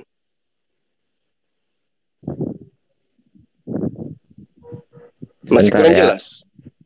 Oke. Gue mau share screen lagi dong. Ya. Coba si Jo. Waktu terus berjalan aja Pak Kaisar, karena udah 2 kali kesempatan sestin dan ini ketiga kali. Silakan, Duran. Ya. Sahih Bukhari nomor 141 ya. Nah, Rasul bersabda, jika salah seorang dari kalian masuk ke dalam WC. Berarti apa? Iya, kan tadi saya sudah jawab. Anda tidak mendengar. Tidak mendengar apa yang saya katakan tadi? Tertutup kan? Tidak mendengar. Iya, tertutup kan? Iya. Oke, nah sekarang Anda buktikan kepada saya kalau Muhammad kencing menghadap kiblat itu tidak di dalam WC atau tidak di tanah terbuka. Monggo. Jadi begini, pembelajaran yang kemudian yang diajarkan oleh Rasulullah kepada kami umat Islam, bahwa perintahnya kepada orang-orang yang sezaman beliau dan sewilayah dengan beliau pada saat beliau mengajarkan risalah keislaman kepada bangsanya pada saat itu mengajarkan hal yang Anda bawa hari ini, bahwa Rasulullah melarang menghadap kiblat pada saat buang hajat. Nah, ada pengecualian ketika pada masa itu tidak ada ruang ya selain menghadap kiblat, itu boleh selama ada yang menghalang. Belum ngerti juga? Tunjukkan kepada saya hadis yang menyatakan Muhammad kencing menghadap kiblat itu ada penghalang atau tidak ada penghalang. Ya kan tadi saya sudah sebutkan. Mana hadisnya? Oh, itu hadis yang saya ceritakan tadi samamu. Nomor berapa? Dari Abdullah bin Umar, dia berkata, sungguh saya pernah naik atap rumah, lalu saya melihat Rasulullah Muhammad SAW di atas 2 batu bata, menghadap Baitul Maqdis dalam keadaan buang hajatnya. Kan sudah ada hadisnya saya katakan sama Anda. Waktunya habis, Gurunda. Duran masih berapa Pak Kaisar? Waduh, riset ini gue tadi 1 menit 6 detik kayaknya. 1 menit 6 detik tadi udah dipakai, ya udahlah. Udah 1 menit aja lah. Ya udah 1 menit, Duran, waktu kamu sisa, silakan. Ya. Taruh ya. Saya setting dulu. Ya silakan Duran. Ya, ternyata hebatan link saya kan daripada ocehannya si Jul. Jul tidak mampu membuktikan apapun. Dia bilang itu hadis, itu hadis. Loh, saya tanya mana hadisnya? Kenapa Anda nggak mempersiapkan? Anda bicara, oh tidak boleh pakai link, tidak boleh pakai link. Lalu saya harus pakai apa untuk membuktikannya? Pakai mulut? Oh nggak bisa. Masa dialog pakai mulut? Nggak ada pembuktian. Jangan dialog, tidur, cuci kaki, gosok gigi. Jadi kalau mau dialog, siapkan materi Anda dengan benar. Jangan Anda tidak percaya, Anda menyangkal, tetapi Anda membenarkan hadis-hadis yang saya kasih. Kan lucu. Itu aja sih. Yuk, thank you. Oke, waktu juga sudah habis. Terima kasih Duran. Sesi pertama pertanyaan untuk Duran sudah selesai. Sekarang giliran Bang Zuma untuk bertanya kepada Duran. 4 menit untuk Bang Zuma, 6 menit untuk Duran. Waktu Bang Zuma mulai ketika Tunggu, Pak. Bang Zuma. Belum disetting, Pak. Oke, siap. Bang Kaisar. Ya, silakan. Oke, Bang Zuma, silakan waktu mulai berjalan ketika Gurunda Zuma mulai berbicara. Tafadhol. Baik, terima kasih atas kesempatan yang diberikan kepada saya. Pertanyaan saya sangat sederhana ya. Yesus itu diimani oleh sahabat Kristen sebagai Sang Firman yang nuzul menjadi manusia, dialah jalan keselamatan dan hidup. Yang ingin saya tanyakan kepada saudara, Paulus mengatakan dirinya terpilih sebagai rasul sejak dari dalam kandungan ibunya. Kenapa kemudian Yesus tidak pernah menyebut nama Paulus dan memperkenalkan Paulus ketika dia menjadi guru di tengah-tengah Bani Israel? Sementara pengakuan Paulus, dia adalah rasul yang dipilih dari sejak rahim. Silakan. Itu adalah ungkapan bahagia Paulus. Jadi dia bilang, aku telah dipilih sejak sebelum dunia dijadikan. Karena dia tahu keselamatan di dalam Yesus itu adalah anugerah yang direncanakan, bukan anugerah yang asal jadi. Yang saya tanya, kenapa Yesus tidak memperkenalkan Paulus kepada murid-muridnya? Loh, Paulus kan belum jadi murid. Dia mengaku rasul dari sejak dalam kandungan ibunya. Loh, ketika ada yang mengaku menjadi rasul, coba ayatnya mana? Saya ajarin Anda. Ayatnya mana? Buka ayatnya. Anda nggak pernah mendengarkan ayat itu? Buka ayatnya. Ya silakan Anda buka.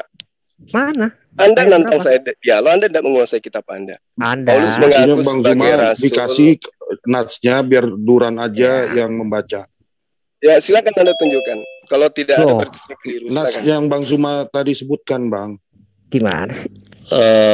Moderator, moderator timers untuk ini jangan ikut berbicara, timer saja. Bang Zuma, dari Chef Duran menanyakan dari Bible surat apa, ayat berapa, begitu Duran? Iya.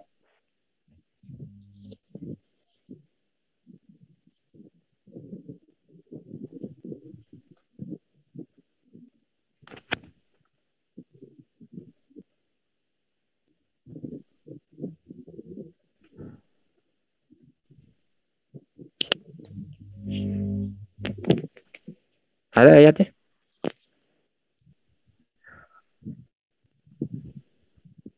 Silakan, Gurunda. Ya. Dulu di Google. Tidak, saya minta Anda, masa nggak tahu sih? Lucu ini.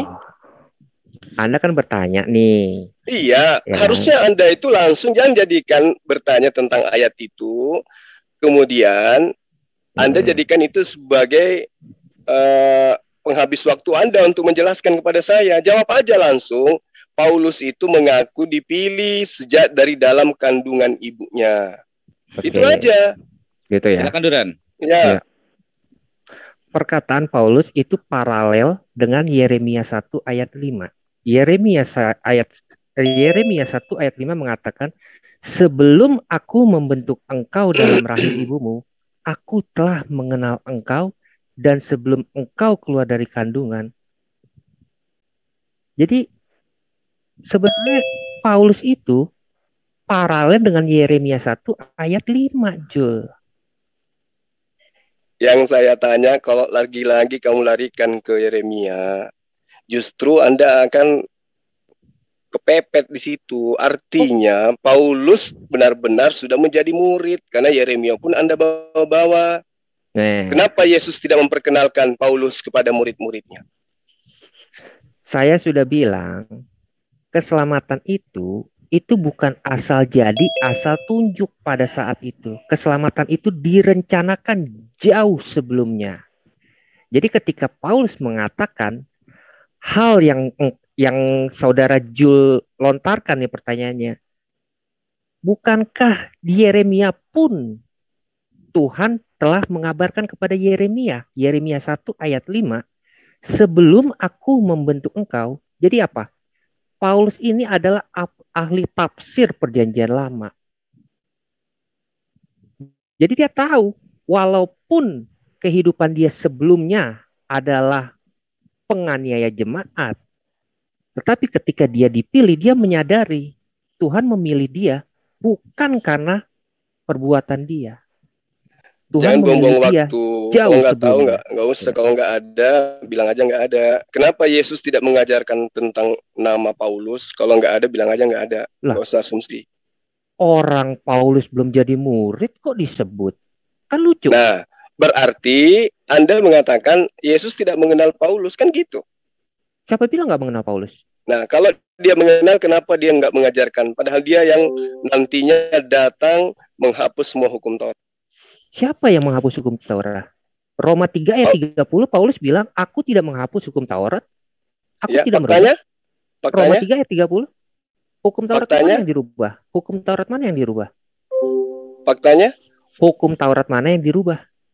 Lah, Paulus justru mengatakan bahwa sejak adanya Taurat, maka manusia jatuh ke dalam dosa. Dan dia katakan di dalam 1 Korintus 15, sengat maut adalah dosa dan kuasa dosa adalah hukum Taurat. Itu ilmu dari mana Paulus dapatkan ilmu bahwa Taurat yang datang ditegakkan oleh Yesus itu justru menjadi sengat maut bagi manusia. Dari mana Paulus mendapatkan ilmu seperti itu? Sementara Anda bertanya Paulus merubah Taurat. Lalu saya tanya, di mana Paulus merubah Taurat? Anda malah lari. Kan Yesus mengatakan tidak ada setitik pun yang dihilangkan sebelum langit dan bumi lenyap. Tapi Paulus balas apa di Galatia 5? Galatia 5 nomor 1. Dengan matinya Yesus, maka kita dibebaskan, dimerdekakan dari aturan-aturan Taurat dan juga dimerdekakan dari kuk penghambaan. Ada yang dirubah nggak Paulus? Makanya saya tanya kepada Anda, kalau dia terpilih, ada yang dirubah nggak Taurat oleh Paulus? Ada, banyak. Mana? Sebutkan. Hukum pertama aja diganti oleh Paulus. Apa? Jangan ada ilah lain di hadapanku. Dia membentuk ilah baru berupa manusia. Ilah baru berupa manusia? Iya. Loh, bukan Yesus itu siapa? Bukankah Yesus sendiri adalah memang Tuhan? Nah, itu dia. Anda adalah pengikut Paulus. Ya, udah ya. Berarti ketika Paulus mampu menunjukkan Yesus itu adalah ilah itu sendiri, Tuhannya Bani Israel yang mereka sebut dengan Hasem menjadi manusia, maka disitulah saya katakan Paulus membantai semua ajaran Yesus. Oke, Matius 18 ayat 20, Yesus mengatakan, sebab di mana 2 atau 3 orang berkumpul dalam namaku, di situ aku ada di tengah-tengah mereka. Ya, itu berbicara mengenai murid-murid Yesus, bukan berbicara mengenai Kristen. Di sini Yesus mengatakan dia omnipresent.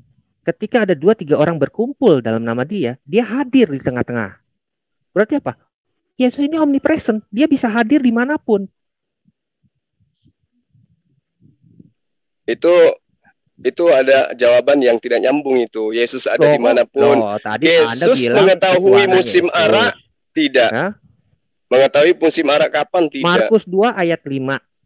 Ketika Yesus melihat iman mereka, berkatalah ia kepada orang lumpuh itu, hai anakku, dosamu sudah diampuni.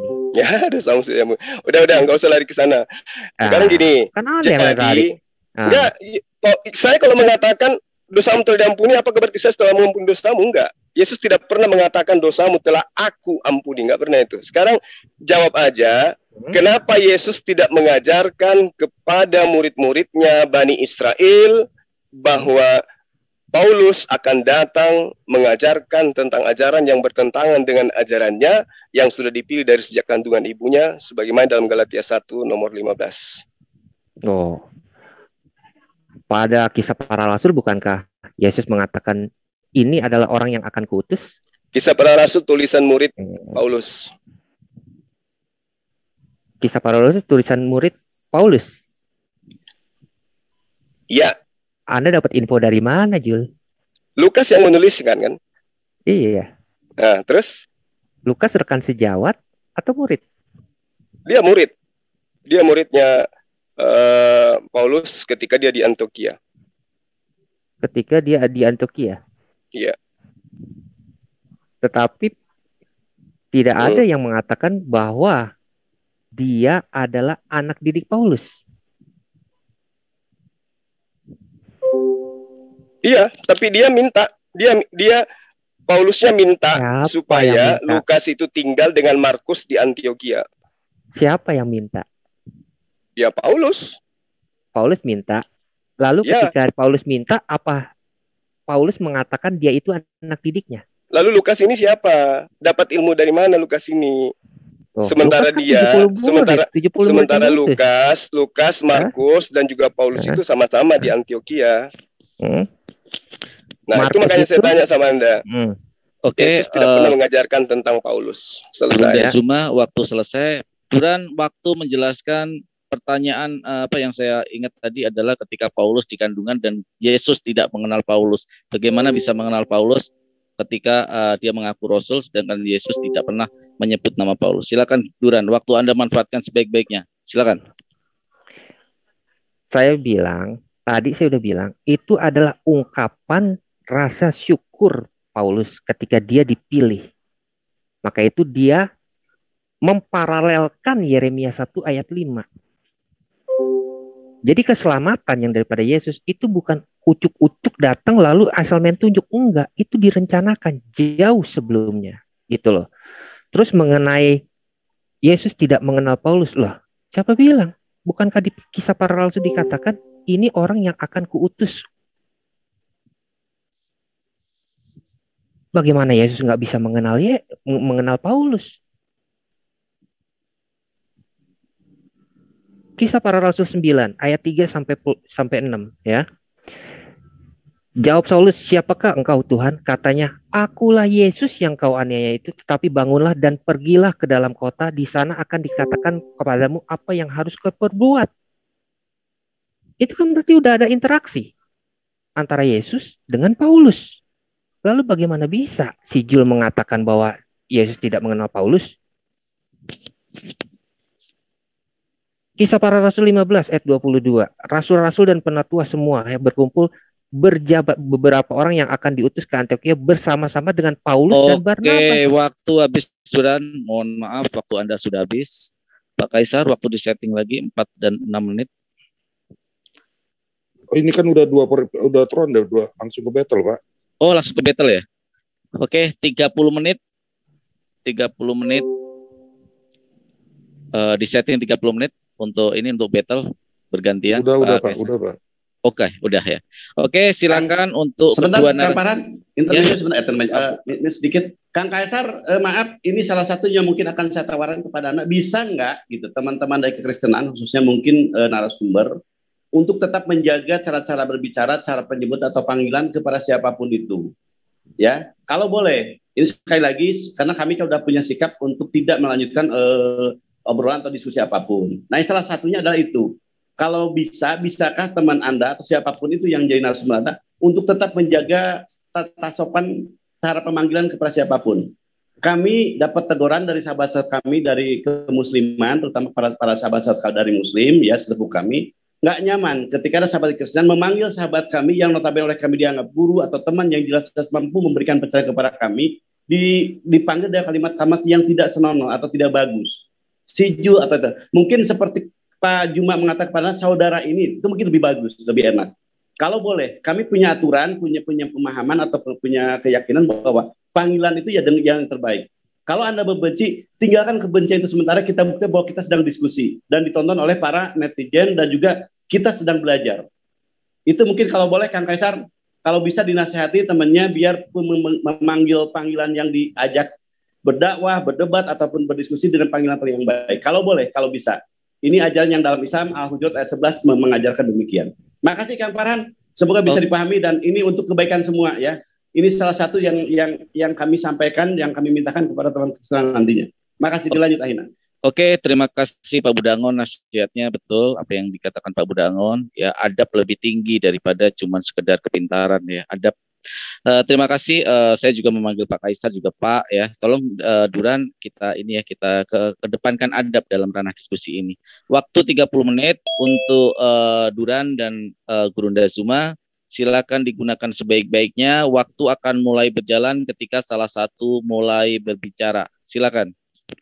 Oke, saya mau tanya kepada saudara Jul. Saya menemukan di surat 16 ayat 123. Kemudian kami wahyukan kepadamu, ikutilah agama Ibrahim seorang yang hanif. Jika memang Nabi Islam Muhammad adalah pengikut daripada Ibrahim sebelum-sebelumnya, kenapa turun ayat ini? Silakan saudara Jul. Atau mesti saya panggil saudara Zulkifli M. Abbas atau saudara Juma nih? Santai aja. Ya. Anda membawa Al-Quran yang menerangkan untuk perintahkan untuk ikut kepada ajaran Abraham. Nah, ajaran Abraham itu pokok intinya adalah menyembah hanya kepada Allah. Kemudian Abraham juga mengajarkan kepada keturunannya untuk bersunat. Ada yang bermasalah di situ? Jadi saya mau tekankan dulu nih ya, saudara Jul. Yeah. Saya mau tekankan. Yeah. Sebelum bertemu dengan Jibril atau usia daripada Nabi Islam Muhammad sebelum 40, apa agama dia? Ya, jadi yang perlu Anda pahami bahwa ketika Rasulullah Muhammad SAW itu belum menerima wahyu, beliau tidak pernah melakukan satu perbuatan kemusyrikan, perbuatan yang sama dilakukan oleh orang kaum pagan pada masanya. Dia hidup pada masa kaum fatrah, kaum di mana mereka tidak pernah diutus nabi dan rasul, dan tidak ada pewahyuan kitab suci. Agama Saya sudah jawab ya.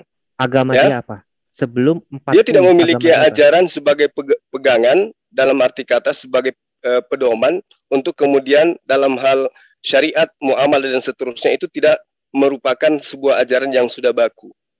Oh, berarti. Tetapi dia tidak pernah melakukan penyembahan berhala seperti kaum Arab pada masa itu. Berarti Anda menyatakan bahwa sebelum usia 40 Nabi Islam Muhammad tidak mengikuti agama Ibrahim, benar? Emang ada dalilnya? Loh, kan tadi Anda yang bilang dia tidak mengikuti agama apapun. Kan beliau disunat, dan juga beliau itu tidak menyembah kepada selain daripada Allah. Saya bertanya, sebelum usia 40, agama Muhammad itu apa? Agama Nabi Islam itu apa? Apakah pengikut Ibrahim atau bukan? Biar simpelnya seperti itu aja deh. Dia tidak bisa dikatakan sebagai pengikut. Ya, kenapa? Karena dia tidak mendapatkan pengajaran bahwa seperti ini ajaran Rasulullah Nabi Ibrahim. Anda nggak berkontradiksi dengan ucapan Anda ketika Anda mengatakan Nabi Islam itu disunat mengikuti Ibrahim, tetapi Anda mengatakan bahwa dia tidak mengikuti Nabi Ibrahim. Anda sedang melawan diri Anda sendiri nih. Enggak dong. Saya kan sudah mengatakan kepada Anda bahwa Rasulullah Muhammad SAW itu tidak bersunat kemudian hanya karena mengikuti Abraham, ya kan? Lalu kemudian tidak menyembah kepada berhala karena adanya perintah larangan kepada beliau. Orang-orang di sekelilingnya itu mereka sudah melakukan. Ngomong pelan-pelan. Saudara Jul ngomong pelan-pelan. Anda tadi mengatakan Nabi Anda tidak bersunat.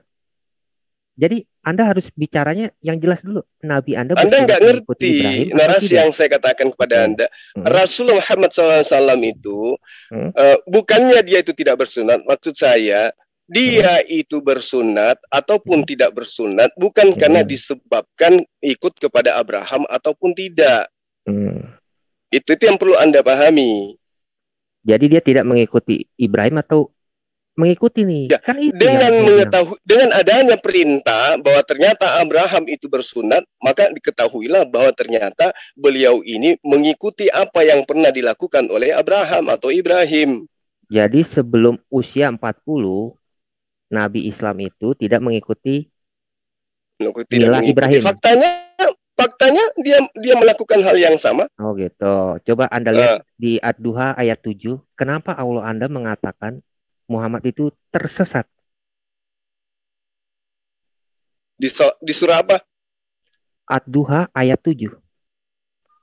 Ad-Duha ayat 7. Surah 91 ayat 7, 93 ayat 7 dikatakan, dan dia mendapatimu sebagai tersesat. Di mana lalu dikatakan dia memberikan petunjuk. Nggak tahu ya? Di mana dikatakan di situ tersesat? Di situ pakai kata dolan bukan? Iya. Dolan itu apa? Dolan itu bisa bingung. Bisa. Orang yang tidak mendapatkan petunjuk. Iya. Bisa bingung, bisa orang mendapatkan petunjuk, bisa tersesat juga bukan? Iya, sesat artinya tidak ada petunjuk kan? Iya. Betul? Nah, sekarang ketika sebelum datang petunjuk kepada beliau, apakah beliau sudah mendapatkan petunjuk? Belum, berarti dia bingung atau tersesat, benar kan? Dia bingung, tersesat, bukan artinya dia itu melakukan penyembahan terhadap berhala. Sesat di sini karena belum ada petunjuk. Kan sudah dijelaskan situ. Wajadaka dalam fahada. Dan dia mendapatimu sebagai seorang yang bingung. Bingung itu artinya belum ada pedoman. Belum ada seperti petunjuk. Apa saya harus beribadah, seperti apa saya harus melakukan zikir, seperti apa saya harus melantunkan kitab-kitab suci, dia bingung di situ. Belum ada kejelasan. Sehingga diterangkan bahwa setelahnya dia diberi petunjuk. Wajadaka dalam fahada. Ya, hada itu petunjuk. Lalu kenapa hadis Anda mengatakan giliran Anda bertanya terus atau saya juga boleh bertanya? Ya, Anda bertanya aja, ya kan? Silakan. Lalu kenapa hadis Anda mengatakan Anda tidak ada ilmu tentang hadis. Ya, bukti ya tadi. Gantian. Gantian. Sekarang saya bertanya kepada Anda. TikTok. Ya. Giliran saya yang bertanya kepada Anda. Bertanya, silakan. Saya bertanya. Giliran saya bertanya kepada Anda. Ya. Giliran saya. Sekarang di sini TikTok. Inilah yang disebut dengan TikTok juga ada rule Duran. Kalau dua-duanya bertanya, tolong dimatikan dulu Pak Kaisar, saya mohon. Jadi TikTok itu juga ada rule. Artinya ketika Anda sudah bertanya dan Bang Zul sudah menjawab, ya Bang Zuma sudah menjawab, ya kamu gantian Bang. Silakan. Sekarang gini Farhan. Ya Farhan. Dia menjawab, lalu kan saya membantah argumen dia, benar nggak? Kalau nanti memang ada kamu elaborasi sambil menjawab ya. Kalau Anda minta ada rule-nya, ada timernya, lalu kasih saya 15 menit, dia 15 menit. Itu adil dong. Benar nggak? Kamu tadi malah kalau kayak waktu kayak gitu waktu kamu udah habis Duran, kamu udah nanya terus ya. Silakan waktunya 22.59. Waktunya 22.59. Duran. Saya moderator dan saya berhak mengatur. Ya, tolong hargain. Silakan Guru Dazuma untuk gantian bertanya. Silakan Pak Fadl. Oke, ya. Jadi Yesus itu tidak berkata-kata dari dirinya sendiri. Kenapa Paulus berkata seenak dirinya? Ayatnya? Ya. Sekarang gini, siapa yang mengajarkan Yesus, Paulus, bahwa Yesus itu adalah orang yang harus mati terkutuk di atas tiang salib? Siapa yang ngajarin? Siapa yang ngajarin Paulus? Di Perjanjian Lama itu ada. Ya, bukan Yesus yang ngajarin. Ya, itu di Bilangan 22 ayat 23. Apa katanya di situ? Penjahat harus mati. Itu dikatakan. Penjahat harus mati. Sorry, bukan. Penjahat harus mati. Itu Yesaya 53. Ya. Itu menurut saya 53. Itu yang Anda ingin ambil kan, penjahat itu harus mati dengan cara disalib. Yesaya 53 tentang apa? Yesaya 53 yang ingin kau gunakan lagi sebagai nubuatan terhadap Yesus itu akan menjatuhkan derajat Yesus. Karena itu nggak nyambung pada Yesus. Sekarang saya tanya, siapa yang mengajarkan Paulus kalau Yesus sendiri tidak berkata-kata dari dirinya sendiri? Ya. Sangat berhati-hati. Pekerjaanku adalah melakukan apa yang diperintahkan oleh Bapa untuk aku lakukan. Makananku adalah melakukan pekerjaan Bapa yang diperintahkan kepada aku. Aku tidak berkata-kata dari diriku, melainkan apa yang diperintahkan untuk aku katakan, aku sampaikan. Paulus setebal itu kitabnya, dapat perintah dari mana? Maksudnya apa sih? Anda bicara Yesus, lalu Anda mengaitkan ke Paulus. Maksudnya apa sih?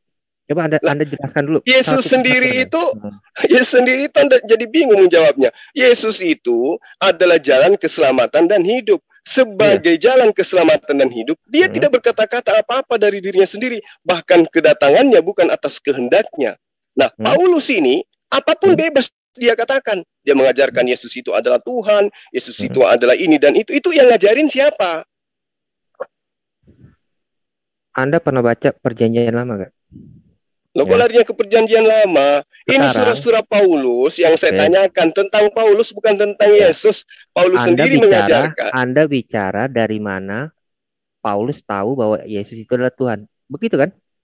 Benar nggak? Ya, dari mana Paulus tahu bahwa Yesus ini harus mati terkutuk untuk membebaskan Kristen dari aturan main Tuhan yang ada dalam hukum Taurat? Yesaya 53 di situ jelas hamba yang menderita. Kenapa larinya ke Yesaya? Loh, kok kenapa larinya ke Yesaya? Yesaya itu kan nubuatan. Yesus menerangkan di dalam Matius 5, 17, 18, 19, jangan kau menyangka bahwa aku datang untuk meniadakan hukum Taurat dan kitab para nabi.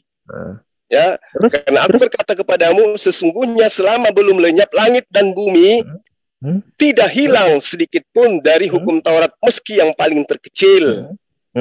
Lalu apa yang diajarkan oleh Paulus? Saya bacain ya. 1 iota atau 1 titik pun tidak akan ditiadakan dari hukum Taurat sebelum langit dan bumi lenyap. Semuanya terjadi, bukan sebelum semuanya terjadi. Iya, sebelum terjadi langit dan bumi lenyap. Sudah terjadi enggak itu? Bumi dan langit lenyap. Langit lenyap? Mana sih yang lenyap? Lah kan Yesus mengajarkan itu. Ya, saya baca. Matius 5 silakan ayat baca nomor 18-nya. Karena aku berkata kepadamu, sesungguhnya selama belum lenyap. Menyangka, dengerin dulu, sabar saudara Jul. Duduk di pojokan, saya jelasin kepada Anda ya. Janganlah kamu menyangka bahwa aku datang untuk meniadakan hukum Taurat atau kitab para nabi. Aku datang bukan untuk meniadakannya, tetapi untuk menggenapinya. Ya, menggenapi ya, jangan diganji ya. Itu menggenap. Genap itu berarti menyempurnakan. Karena aku berkata kepadamu, sesungguhnya sebelum lenyap langit dan bumi ini, 1 iota atau 1 titik pun tidak akan ditiadakan dari hukum Taurat sebelum semuanya terjadi. Apa yang dimaksud sebelum semuanya terjadi? Langit lenyap, bumi lenyap. Ketika Yesus menyerahkan dirinya. Nah, justru itu yang saya tanya, siapa yang ngajarin itu? Yesus mengatakan sesungguhnya selama belum lenyap langit dan bumi ini, 1 iota pun tidak akan ditiadakan dari hukum Taurat sebelum semuanya itu terjadi. Sebelum semuanya itu terjadi, dengerin. Sebelum semuanya itu terjadi, itu adalah sebelum darah Yesus menetes di atas kayu salib. Di mana Yesus mengatakan bahwa setelah darahku menetes di tiang salib, maka hukum Taurat itu sudah digenapi, artinya sudah dilenyapkan, tidak lagi berlaku. Di mana? Ya, Kejadian 3 ayat 15. Kok larinya ke Kejadian? Loh, Anda harus baca dari Kejadian sampai Wahyu, baru Anda mengerti kenapa Yesus harus mati di atas kayu salib. Kenapa larinya ke Kejadian? Apa hubungannya? Yang harusnya mengajarkan tentang salib kan Yesus. Kok larinya ke Kejadian? Dengerin, santai, dengerin. Kejadian 3 ayat 15 dikatakan apa? Ya.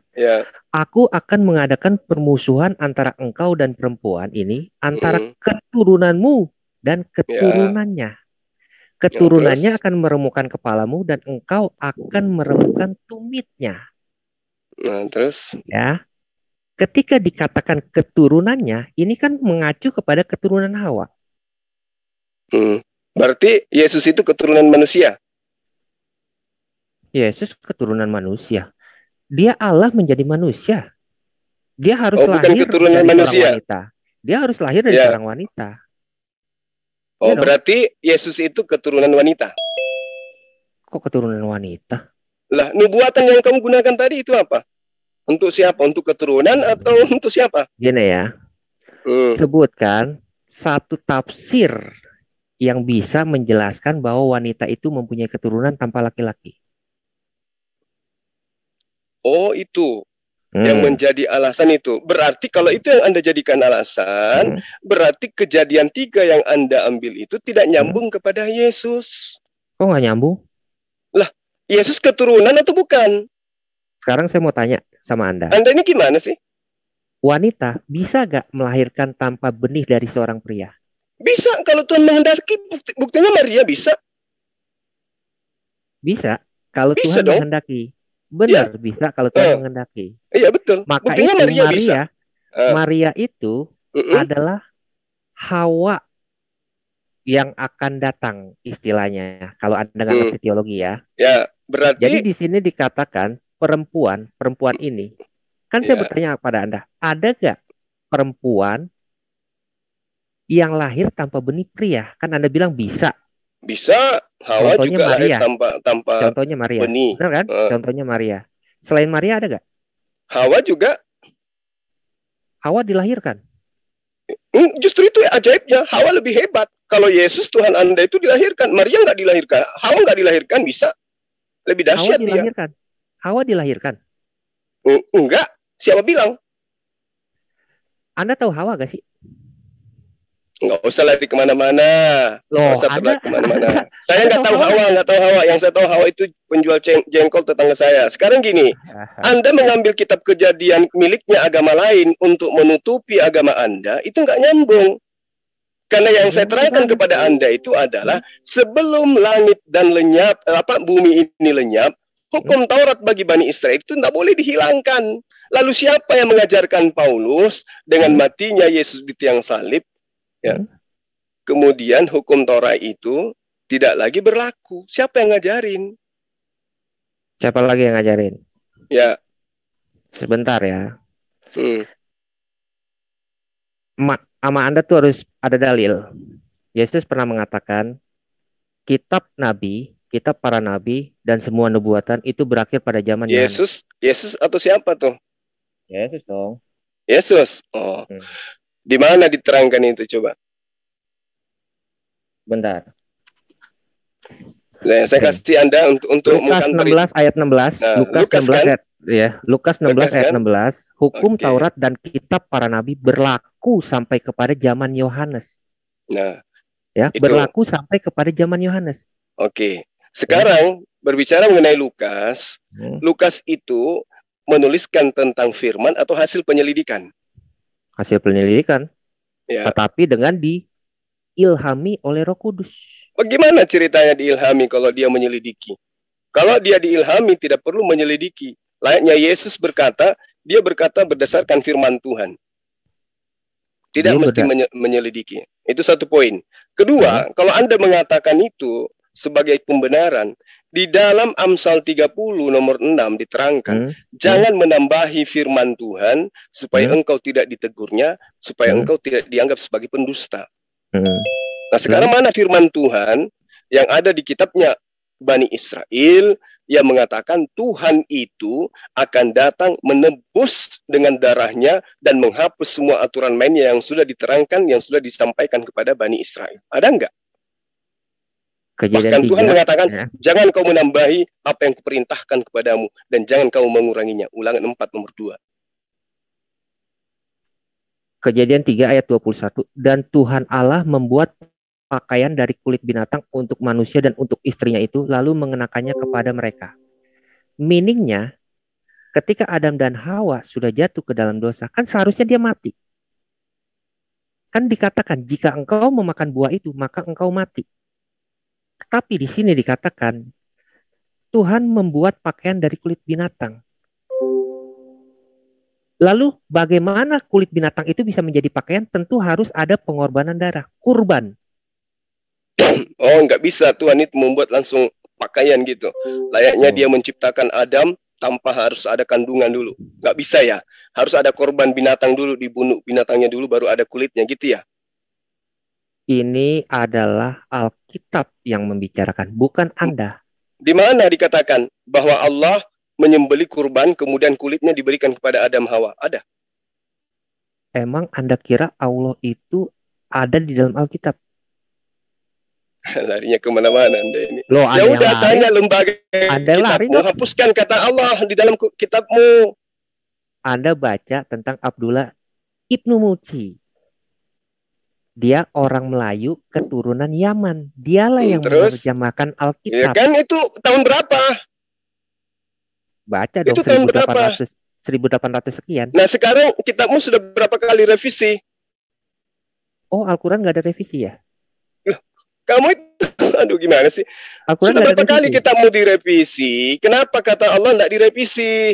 Kalau kata Allah itu nggak pas di kitabmu. Lah, emang tapi itu bukan kitabmu kan? Itu kan kitabnya Bani Israil. Allah itu udah nggak usah kemana-mana. Sekarang tunjukkan dalilnya di mana sang bapak menyembeli kurban, kemudian mengambil kulitnya untuk memberikan kepada Adam Hawa. Tak itu? Mana? Datanya di mana? Dan malah membuat pakaian dari kulit binatang. Iya, menyembelih binatangnya kapan? Pada saat itu juga dong. Datanya ada. Itu Kejadian 3 ayat 21 gimana sih? Kan tidak diterangkan di situ mengorbankan. Hanya dikatakan kulit binatang yang diberikan kepada siapa? Kepada Adam dan Hawa. Penyembelihannya kapan? Kulit binatang itu adanya setelah dikorbankan atau sebelum dikorbankan? Ya, sama. Buktinya juga Adam tidak dikandung, kok tiba-tiba ada manusianya? Anda ngomong dari tadi nggak nyambung. Anda nggak nyambung. Anda menuduhkan sesuatu kepada Tuhannya Bani Israel, sesuatu yang tidak ada datanya.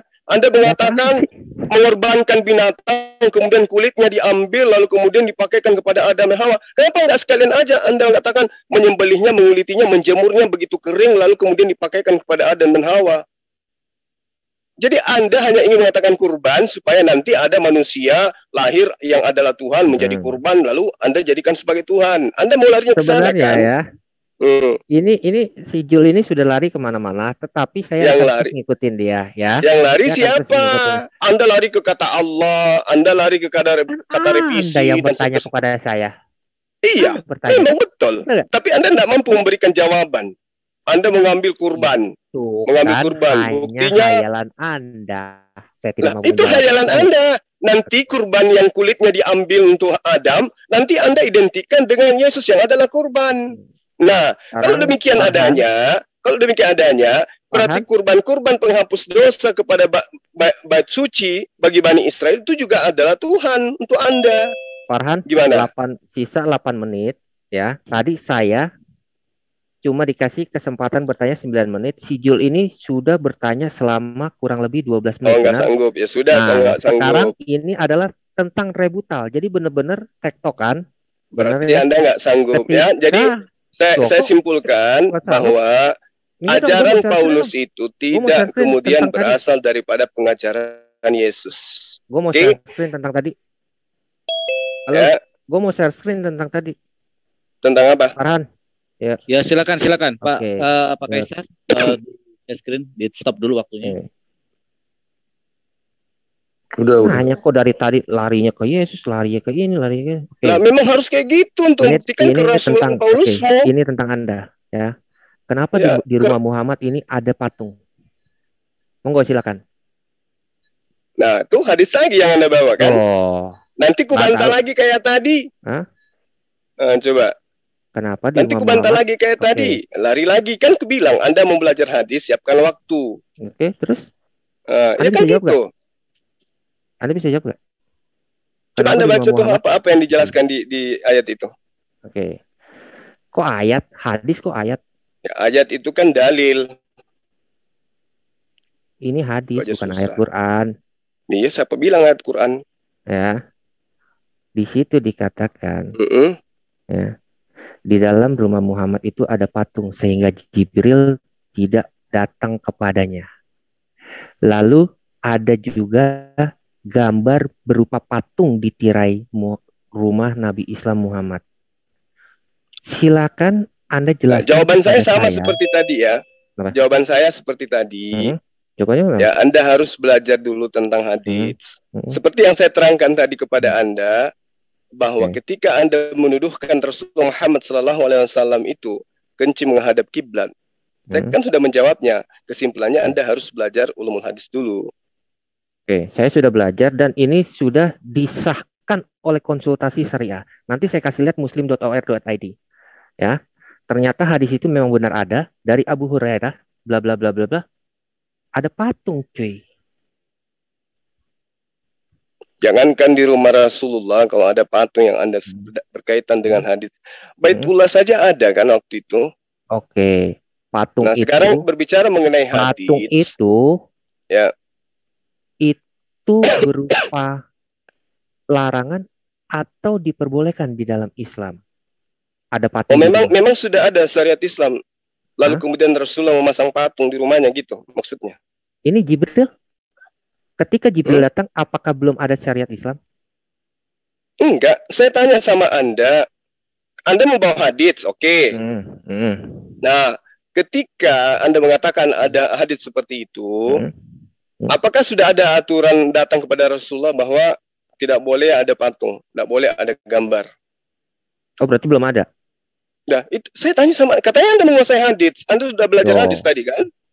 Siapa yang ngaku sudah pernah belajar hadits tadi? Ya. Jibril itu tidak mau datang karena ada patung di rumah Muhammad. Berarti apa? Udah ada syariat. Di mana diterangkan itu? Di dalam hadis lain. Coba. Iya, saya ngerti.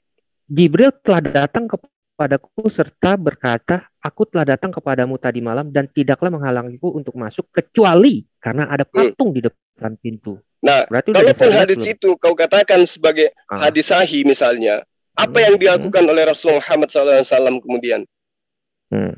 Memotong kan? Ya saya tanya. Saya tanya. Memotong kepala patung kan?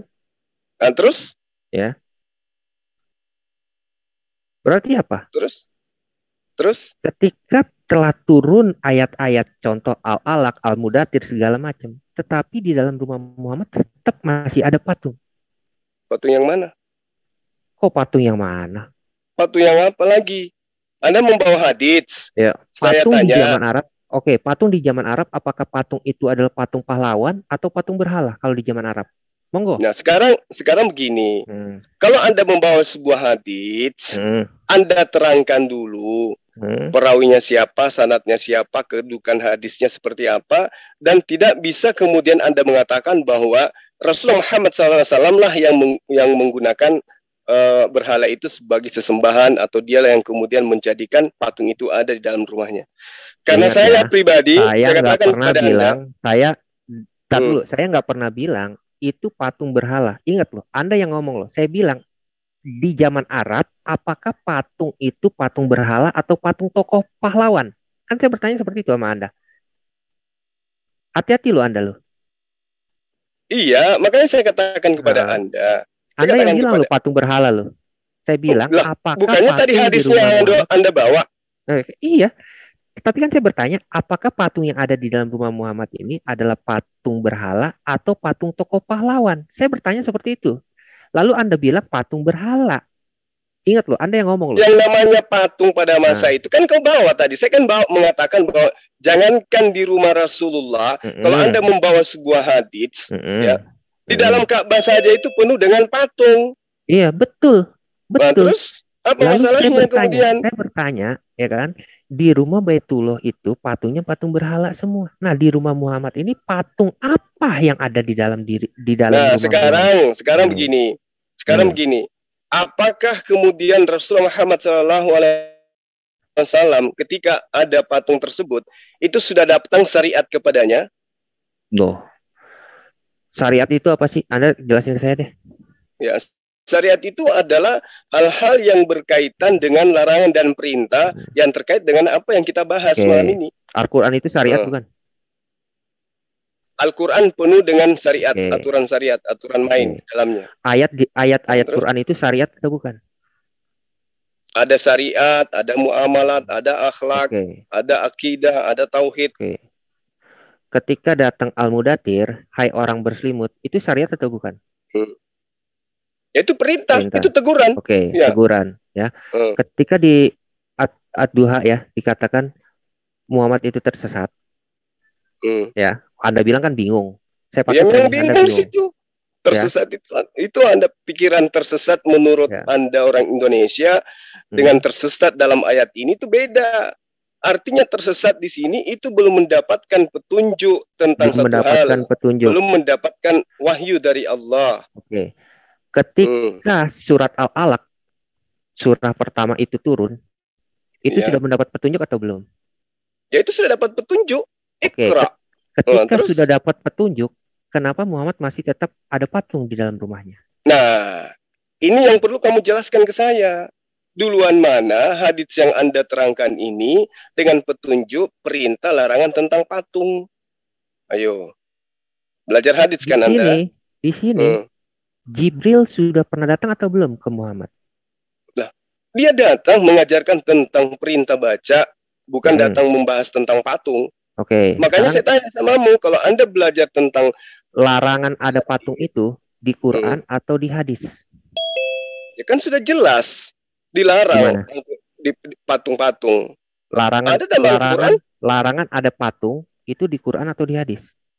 Ada dijelaskan dalam Al-Quran, misalnya dalam surah Sabah nomor 13 bagaimana ayat 13 bagaimana kemudian tentang patung-patung dan seterusnya itu memang sudah dilarang.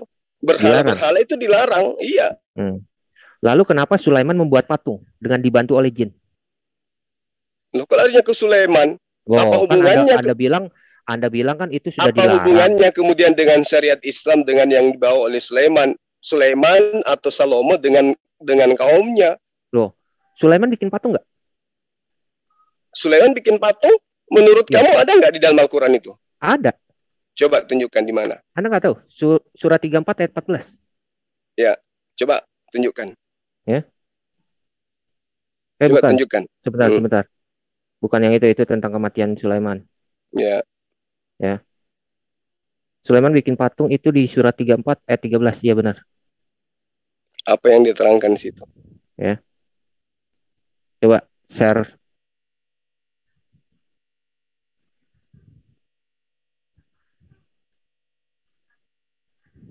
Ini kan memang yang saya pertanyakan tentang akhlak, tentang bagaimana Muhammad sebelum ketemu Jibril. Kan itu yang saya pertanyakan dari tadi. Iya. Saya nggak pernah melebar. Ya. Surah 34 ayat 13, Sulaiman itu membuat patung. Tetapi Anda bilang Quran melarang patung. Ya memang melarang. Tetapi kenapa Allah Anda mengizinkan jin-jin membantu Sulaiman membuat patung? Lah, itu kan bukan syariat Islam. Kita berbicara mengenai syariat Islam. Berarti Quran itu bukan syariat Islam. Anda lucu ini ya. Kok lucu? Quran syariat Islam bukan? Al-Quran itu ada syariat Islam, betul. Oke. Saya mau bertanya, Quran itu syariat Islam atau bukan? Jelas syariat Islam. Ketika jelas syariat Islam, lalu Quran menceritakan bahwa Sulaiman membuat patung. Saya kan bertanya kepada Anda, larangan kami patung harus itu buat tidak patung ada. Juga gitu. Larangan patung tidak ada di dalam Quran, hanya ada di dalam hadis. Oke, terima kasih Duran dan Guru Dazuma. Waktu sudah selesai untuk battle. Sekarang waktunya adalah closing statement. Karena tadi yang pertama yang melakukan opening statement adalah Guru Dazuma, silakan Duran, waktu Anda 5 menit untuk lebih mengelaborasi topik tadi, 5 menit waktu untuk Anda ya. Silakan, waktu akan mulai berjalan ketika Duran mulai berbicara. Silakan Duran. Oke, ya. Di sini saya hanya mau bukan menekankan sih. Saya mau mengedukasi orang. Apa yang selama ini diklaim oleh teman muslim bahwa Muhammad itu adalah pengikut Ibrahim, itu terbantahkan malam ini. Sebelum ketemu Jibril, Muhammad itu bukan pengikut Ibrahim. Ada satu imam, yaitu Al-Qurtubi, dia mengatakan dengan pasti bahwa Muhammad itu bukan pengikut Ibrahim atau bukan pengikut Musa. Lalu saya mau bertanya lagi, sebenarnya saya mau elaborasi yang lebih dalam lagi. Kalau dia bukan pengikut Ibrahim, bukan pengikut Musa, lalu pengikut siapa dia? Karena kita tahu semua bahwa pada saat itu Mekah adalah penyembah-penyembah berhala. Saya tidak bilang Muhammad penyembah berhala, tidak ya. Tetapi saya mau bertanya, justru saya mau bertanya, coba carikan saya dalil yang dengan tegas menyatakan bahwa Muhammad itu kalau bukan pengikut para nabi, Ibrahim dan Musa, lalu dia mengikuti siapa? Sedangkan Abu Thalib di dalam hadis menyatakan dengan tegas dia tidak masuk Islam dan dia mengikuti agama Abdul Muthalib. Agama Abdul Muthalib, kalau memang adalah agama Hanif, lalu kenapa Abu Thalib itu mati masuk neraka? Itu sesuai hadis. Siapa yang mengajari Muhammad tentang tauhid? Sebelum ketemu Jibril. Surah 93 ayat 7. Jelas dikatakan Muhammad bingung atau tersesat. Saya pakai premisnya saudara Jul. Lalu surah 42:52 dikatakan sebelumnya kamu tidak mengenal iman. Surah 42 ayat 52.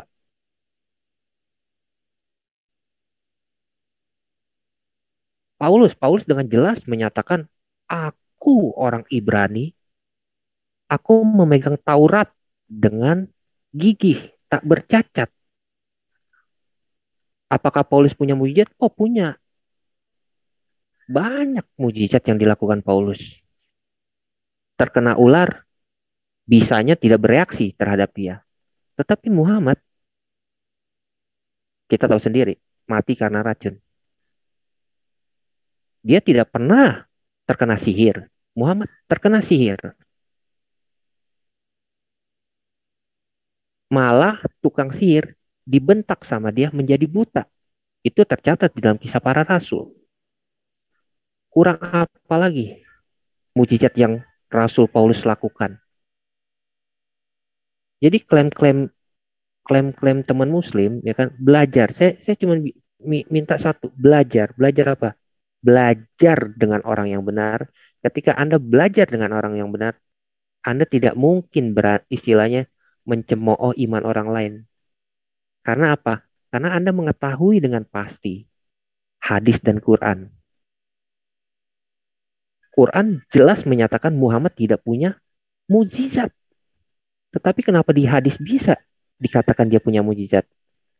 Bahkan saya ada hadis, pegang hadis bahwa dia Muhammad meludah ke dalam minuman dan orang minum minuman itu, air yang telah diludahi. Bertentangan dengan hadis, bertentangan dengan Quran. Paulus tidak pernah dikatakan dia tersesat. Tidak ada satu rasul pun yang mengatakan Paulus itu sesat. Tetapi Quran Anda mengatakan Muhammad itu tersesat atau bingung tanda kutip menurut saudara Jul. Paulus ketika mengatakan, hai maut, di manakah sengatmu? Dia tidak takut akan kematian. Muhammad ketika sakit, dia memohon ampun. Dia memohon untuk disembuhkan, tetapi tidak terkabul, tidak dikabulkan. Banyak ayat-ayat di dalam Quran yang tidak mengabulkan doa-doa Muhammad. Jadi, janganlah Anda memframing Paulus. Anda pelajari dulu dengan benar. Barulah Anda mengerti siapakah Rasul yang sebenarnya. Saya rasa itu cukup dari saya. Terima kasih. Oke, terima kasih Duran. 5 menit closing statement sudah dilakukan. Sekarang giliran pihak Muslim, Gurunda Zuma akan melakukan closing statement. Waktu akan mulai berjalan ketika Gurunda Zuma mulai berbicara. Tafadhol. Baik, jadi kita umat Islam itu mengetahui bahwa Rasulullah Muhammad SAW itu sebelum mendapatkan wahyu senantiasa bertahanus. Ya, tahanus ini adalah mengikuti ajaran Hanifiyah, yaitu milah Ibrahim. Jadi Nabi Ibrahim juga itu sebelum mendapatkan petunjuk, beliau juga selalu bertahanus. Jadi tidak datang kemudian dia berguru kepada siapapun. Abraham demikian adanya. Berbeda dengan Paulus, memang dia ahli kitab. Nah, lalu kemudian tahannuts ini artinya menjauhi dosa. Dan itu adalah perilaku Rasulullah Muhammad SAW.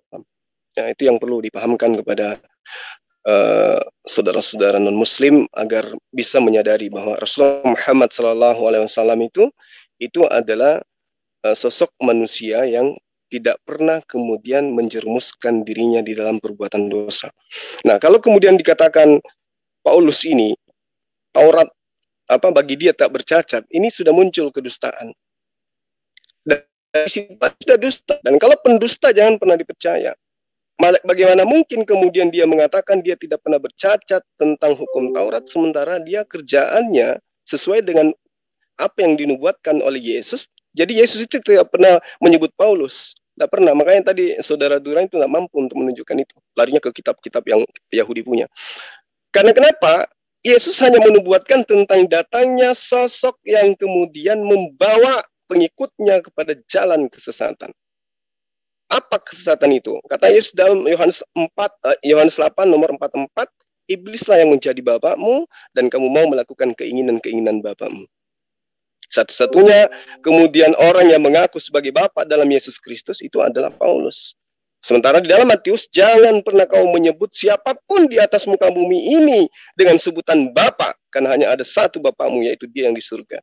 Tetapi kemudian Paulus mengaku bapak dalam Yesus Kristus, dalam memberitakan Injil.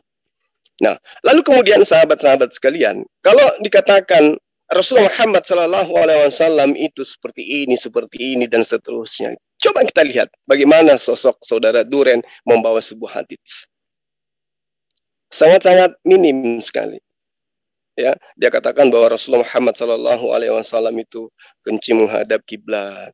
Ternyata dibantah oleh Abu Daud di dalam kitab yang sama, bahwa terkecuali ya kalau misalnya ada penghalang itu boleh menghadap kiblat, dan itu kalau tidak bisa kemudian menghadap ke arah yang lain.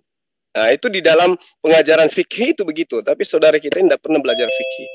Nah, terkait dengan rasul siapa yang kemudian menjadi penyesat, nggak usah terlalu masuk ke dalam literasi kitab. Kita lihat aja buahnya. Bagaimana semua nabi yang dikenalkan oleh umat Islam, yang ditahu oleh teman-teman Kristen berdasarkan kitabnya Bani Israel. Adakah nabi yang mengajarkan menyembah sosok Tuhan yang pernah dilahirkan oleh manusia?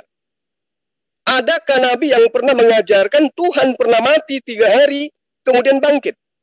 Adakah nabi atau rasul yang pernah mengajarkan manusia mengatakan hukum Tuhan yang datang kepada para nabi itu adalah kutukan dan harus ditebus dengan darah Tuhan yang nyusul menjadi manusia, kemudian untuk menghapus semua itu agar manusia terbebas dari kutukan tersebut? Dari buahnya kamu melihat dia mengajarkan hal yang tidak pernah diajarkan oleh para nabi. Yesus menerangkan di dalam Yohanes 14 ya, nomor 20 saya lupa ayatnya. Yesus mengajarkan bahwa ketika dia datang penolongan ini, dia akan mengajarkan dan mengingatkan perkataan-perkataan yang pernah aku ajarkan, yang pernah aku sampaikan kepada kalian. Ya, Yohanes 14 nomor 26. Itu jelas itu. Jadi sosok penolong lain ketika datang mengajarkan ajaran Yesus kembali. Ya Bani Israel, sembahlah Allah, Tuhanku dan Tuhanmu. Nah, Rasulullah Muhammad SAW mengajarkan itu. Bagaimana dengan Paulus? Jika kau berkata dengan mulutmu, dan apa yang dikatakan oleh mulutmu itu imani sepenuh hati bahwa Yesus itu adalah Tuhan, maka engkau akan diselamatkan. Mengganti posisi Tuhan yang datang mengajarkan firman kepada Yesus dengan mengajak manusia menyembah kepada Yesus yang dilahirkan oleh manusia itu. Makanya tadi saudara kita kelimpungan ketika dikatakan keturunan. Keturunan siapa? Keturunan manusia. Maria manusia, melahirkan Tuhan atau melahirkan manusia? Melahirkan manusia. Apakah Tuhan pernah dilahirkan oleh manusia? Kebingungan demi kebingungan akan ditutupi dengan sesuatu yang sifatnya tidak berasal dari pengajaran para nabi. Demikian. Lihat dari buahnya. Oke, terima kasih Gurunda Zuma. Lihat dari buahnya. Terima kasih, acara diskusi kita kali ini sudah selesai dari awal dan berjalan dengan lancar walaupun sedikit ada gangguan masalah timer tadi. Saya kembalikan lagi kepada Akhi Slayer untuk mengambil alih acara diskusi ini. Tafadhol Akhi Slayer. Ya, barakallah, ikhwan fisabilillah, terutama Gurunda dan juga Fake Duran yang sudah menyajikan dialog yang santun. Ini loh yang mesti dicontoh. Tuh seperti ini. Walaupun masih ada walaupun masih ada percikan-percikan sedikit, itu aku rasa masih bisa ditolerir lah ya. Terutama Duran juga mau belajar ketika berbicara dengan orang yang lebih tua atau dengan orang yang kurang akrab, maka menggunakan kata sandingan, karena ini Islam lagi, ini Indonesia gitu, saling menyanjung satu sama lain gitu, walaupun dialog panas itu mesti ada. Itulah Terima kasih sudah menyajikan sesuatu yang insya Allah manfaat bagi umat, ikhwan fisabilillah, dan juga untuk Akhina Farhan, dan juga untuk ikhwan yang tadi jadi apa? Jadi timernya. Jazakumullah khairan sudah mau meluangkan waktu sehingga bisa berjalan lancar, dan juga untuk semua menara syiar yang menyiarkan dialog santun ini, semoga kita bisa lebih sering lagi ya melihat dialog santun seperti ini, baik di Zoom Muslim, terutama di Zoom kekristenan. Tolong satu orang itu ya jangan dibikin mengganggu selalu gitu. Nah, itulah ikhwah yang bisa aku sampaikan. Semoga kita akan bertemu lagi di dialog berikutnya di malam yang sama, karena malam minggu malam yang panjang tentunya. Besok. Enggak, ini masih ada lagi. Oh iya, sama ini sebelum ditutup, Gurunda ada apa? Tadi kan Duran sudah dapat edukasi dari Gurunda. Sekarang besok itu udah ada yang mau booking Gurunda lagi nih. Itu namanya Airben. Airben menantang dengan dengan topik yang kayak Rudi Yohanes ya. Gurunda bertanya, Airben menjawab. Nah, itu Gurunda. Jadi ini dari tantangan Airben sendiri, dia minta ditantang, ditanya terus oleh Gurunda Zuma. Itu lalu kemudian Airben mintanya di Zoom-nya kekristenan. Bagaimana Gurunda?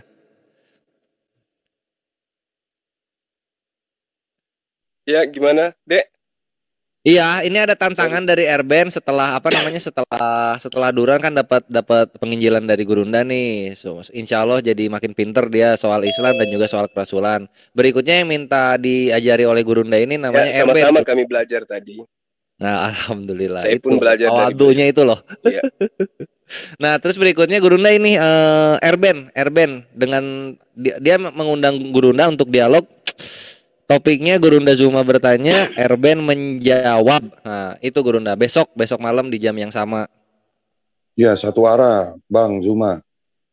Ya, nanti besok jawabannya ya, karena saya ada jadwal kegiatan yayasan. Oh, gitu. Nah,